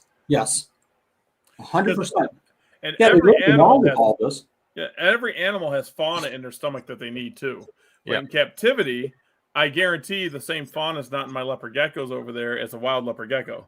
Oh, probably most likely not. So, I mean, I like how Wally said it, that, you know, a select group of people should be able to take out of the wild a little bit to get new blood, to get the geckos in here, the animals in here, and then they distribute them. I know people are going to be like, but I can do it. Let's be honest. There's not many people that can take some of these animals and breed them in captivity. Another reason I feel that is a good idea is to preserve the species, because we're destroying the environment so fast that a lot of these animals are becoming extinct. And if you bring them in, and even if it's in the hobby, at least they're still here, you know. Yep.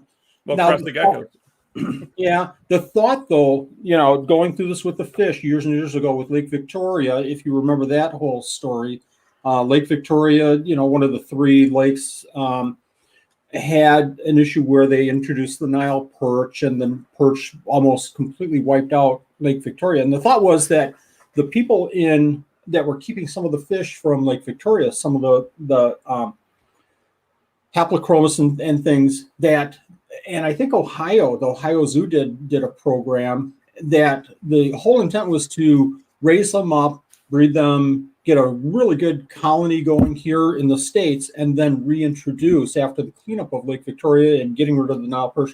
Well, number one, that never, ever, ever happened. You can't get rid of a predator fish that's 3 feet long that's just destroying a lake like that. Number 2, anything, I think, in my personal opinion, anything that you breed in captivity, I don't think it has a chance in the wild anymore. I just think that, like Gary, you said, there's different environments. And now you've introduced, and to try to, and maybe that would work. Obviously they do it with trout and muskies and things like that. But to raise it here in the U.S. and bring it over to Lake Victoria, I think that's hard. Satanics, bring over satanics, raise them like crazy, and try to introduce them to the wild again. I don't know if that's feasible. So I think the whole point of let's raise them here so we can reintroduce, in my opinion, I think that's a hard concept. Yeah, I don't think it would work. I was just saying, just so they're still in existence, because the reason I don't think it would work is because they're not. These animals are raised in the wild. They learn different things in the wild to stay away from certain predators and all that kind of stuff. So it makes a whole different aspect of not being in a tub, Well, we should offer mealworm dishes in the wild and have mealworm dishes all over the place. And paper towel. Just paper and towel. Paper towel. Yep. Yeah. Diversity, genetic diversity in reptiles is a little different. It would help, but they do inbreed in the wild. They will. Yeah, they only travel so far. Yeah, so, but it would help. But I don't think that. I think what it is the morph chasers, and I'm one of them. I'm like, oh, I really like that, so I'm going to breed it to its daughter. Now I'm going to breed that daughter to its father, and keep doing it. After you do that so many times, I think 5-6 generations, you start seeing some problems. So, do you think we're speeding up, like animal evolution in any way by breeding so many in captivity? I mean, like, we got all these in here. We breed 10 times faster than they do in the wild. I think Gary probably has a better answer than I can muster right now, but I think we absolutely are in good ways and in bad ways. I think in good ways in that, we're breeding for maybe giants. Maybe is that better? Is that worse? I don't know. Maybe it's better. I don't know. But we're also breeding and we're introducing genes like the Enigma, like the lily white encrusted geckos. And I think that's really bad. So ultimately, we're going to see lily white, and pretty much in 10 years, we're going to see lily white probably in every crested gecko that we have out in the market, unless, like people like Marsha are isolating to a point where that's all that they do is but then you start talking about Marsha McGinnis. I'm sorry. Yep. You start talking about, this smaller gene pool, and maybe there's problems there. It's hard because I think that in captivity, we're doing good things and we're doing some bad things. Which one's right? I don't know. I agree with that. One other thing before I have to run to the restroom real quick, but Emma, wait. here's the one question I have for you. Now, like with the lily white, did you seen that post that that lady had bred her gecko, her crested gecko, to a normal crested gecko, and it came out pure white? Let me show you my shock face. Yeah. Things like that, I think if people need to be more, I don't know, aware of where they get their geckos from and be 100% sure, like you were talking about the low expression and not knowing it's a lily white and breeding into a lily white. So, but we won't as a hobby, unfortunately. No. We just won't. I know Gary is. I think Gary and Steve Sykes and people like you guys are doing a magnificent job in keeping everything straight. You're in the 1%. Well, I'm gonna run to the restroom. I'll be right back. And do people collect eggs in the wild and sell them? Very much so. Ooh. Angie. I could have moved, And they do. Ball pythons are the biggest one. Ball python, they used to collect eggs all the time. Or get the females, grab it, and let them lay, and then let the female go again. Let's see what Frank Tank's been doing really good lately. They would never know the eggs belong. I know. I got a new look there. Here, let's do it right. There you go. So, Andrew, don't tell Becky about those roaches that I sent you, okay? Yeah, okay. Pinching me. They're trying to send Dad roaches. I'll send them a colony of 2,000. Emma goes, no, I'll probably find one of those in my room. He got crickets the other day, and now we're finding crickets throughout the house. Ouch. Interesting. I hate crickets. And they're quiet, too, right? So I tell this story. I've told this story several times. A really, really close friend. Gary, you know this person very, very well. I'm not going to say the name, but this close friend had a roach colony kept in one of those big 120 quart tubs, and he cut out the top and put a screen in there to offer ventilation. He had thousands and thousands of roaches in this. I think, Gary, you've heard this story before. Thousands and thousands of roaches. Becky, are you listening? So thousands and thousands and thousands of roaches in this tub. And he said one night he was in bed and he felt something on his face. And he turned on the light and the bed was covered with roaches. The top of the tub, the screen, fell, let go, fell, and it acted like a ramp for all of these roaches. It was like a mass stampede of roaches in his room. I said, what did you ever do? How did you clean it? He said, I moved. She's going to throw up. I would burn my house down. I would not take nothing with me. I would even take the clothes off my back and go outside naked. If what happened? What's happening? That's great. Oh, you are terrible. Thank you. Thank you very much. We don't want to hear again. I'll be here all week. Yeah, well, you can tell that to Andy later.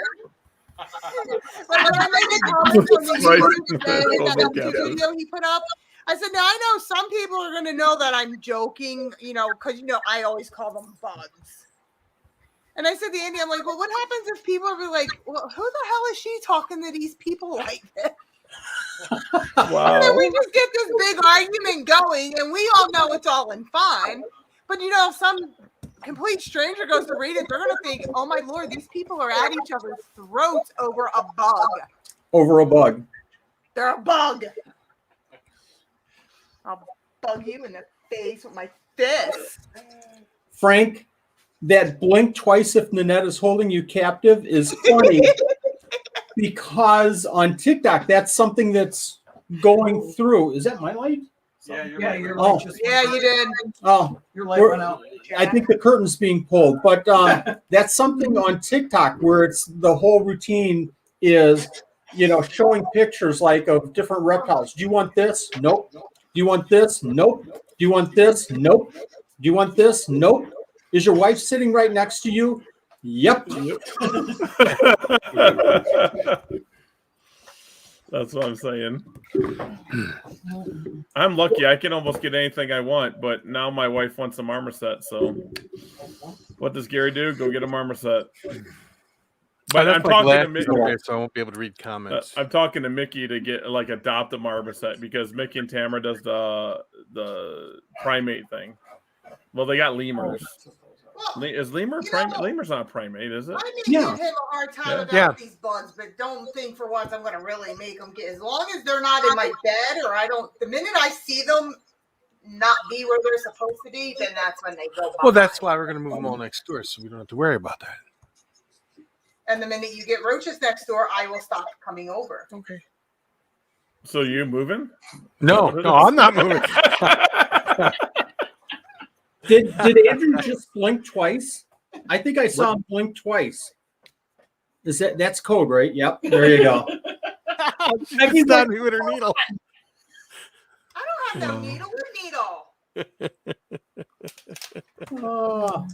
Well, folks, Yeah, it is almost 3 hours, guys. Wow. This was a good one. We'll have to do it this has been a again. blast. I appreciate the time. We're gonna Well, maybe interview next time I Nanette won't have and to work see how until much she gets paid. Can you laugh at Gary? How much I get paid? Yeah. So I appreciate everyone tuning in. Any final thoughts, you guys? You want to throw anything out there, Wally, before we? I want to thank everybody, Frank, Bob, Angie, everybody else. Thanks for watching, guys. I appreciate the support. You guys are great. Yeah, this was a great one. You guys are the community. Yes. You guys are all awesome. Fauna Radio is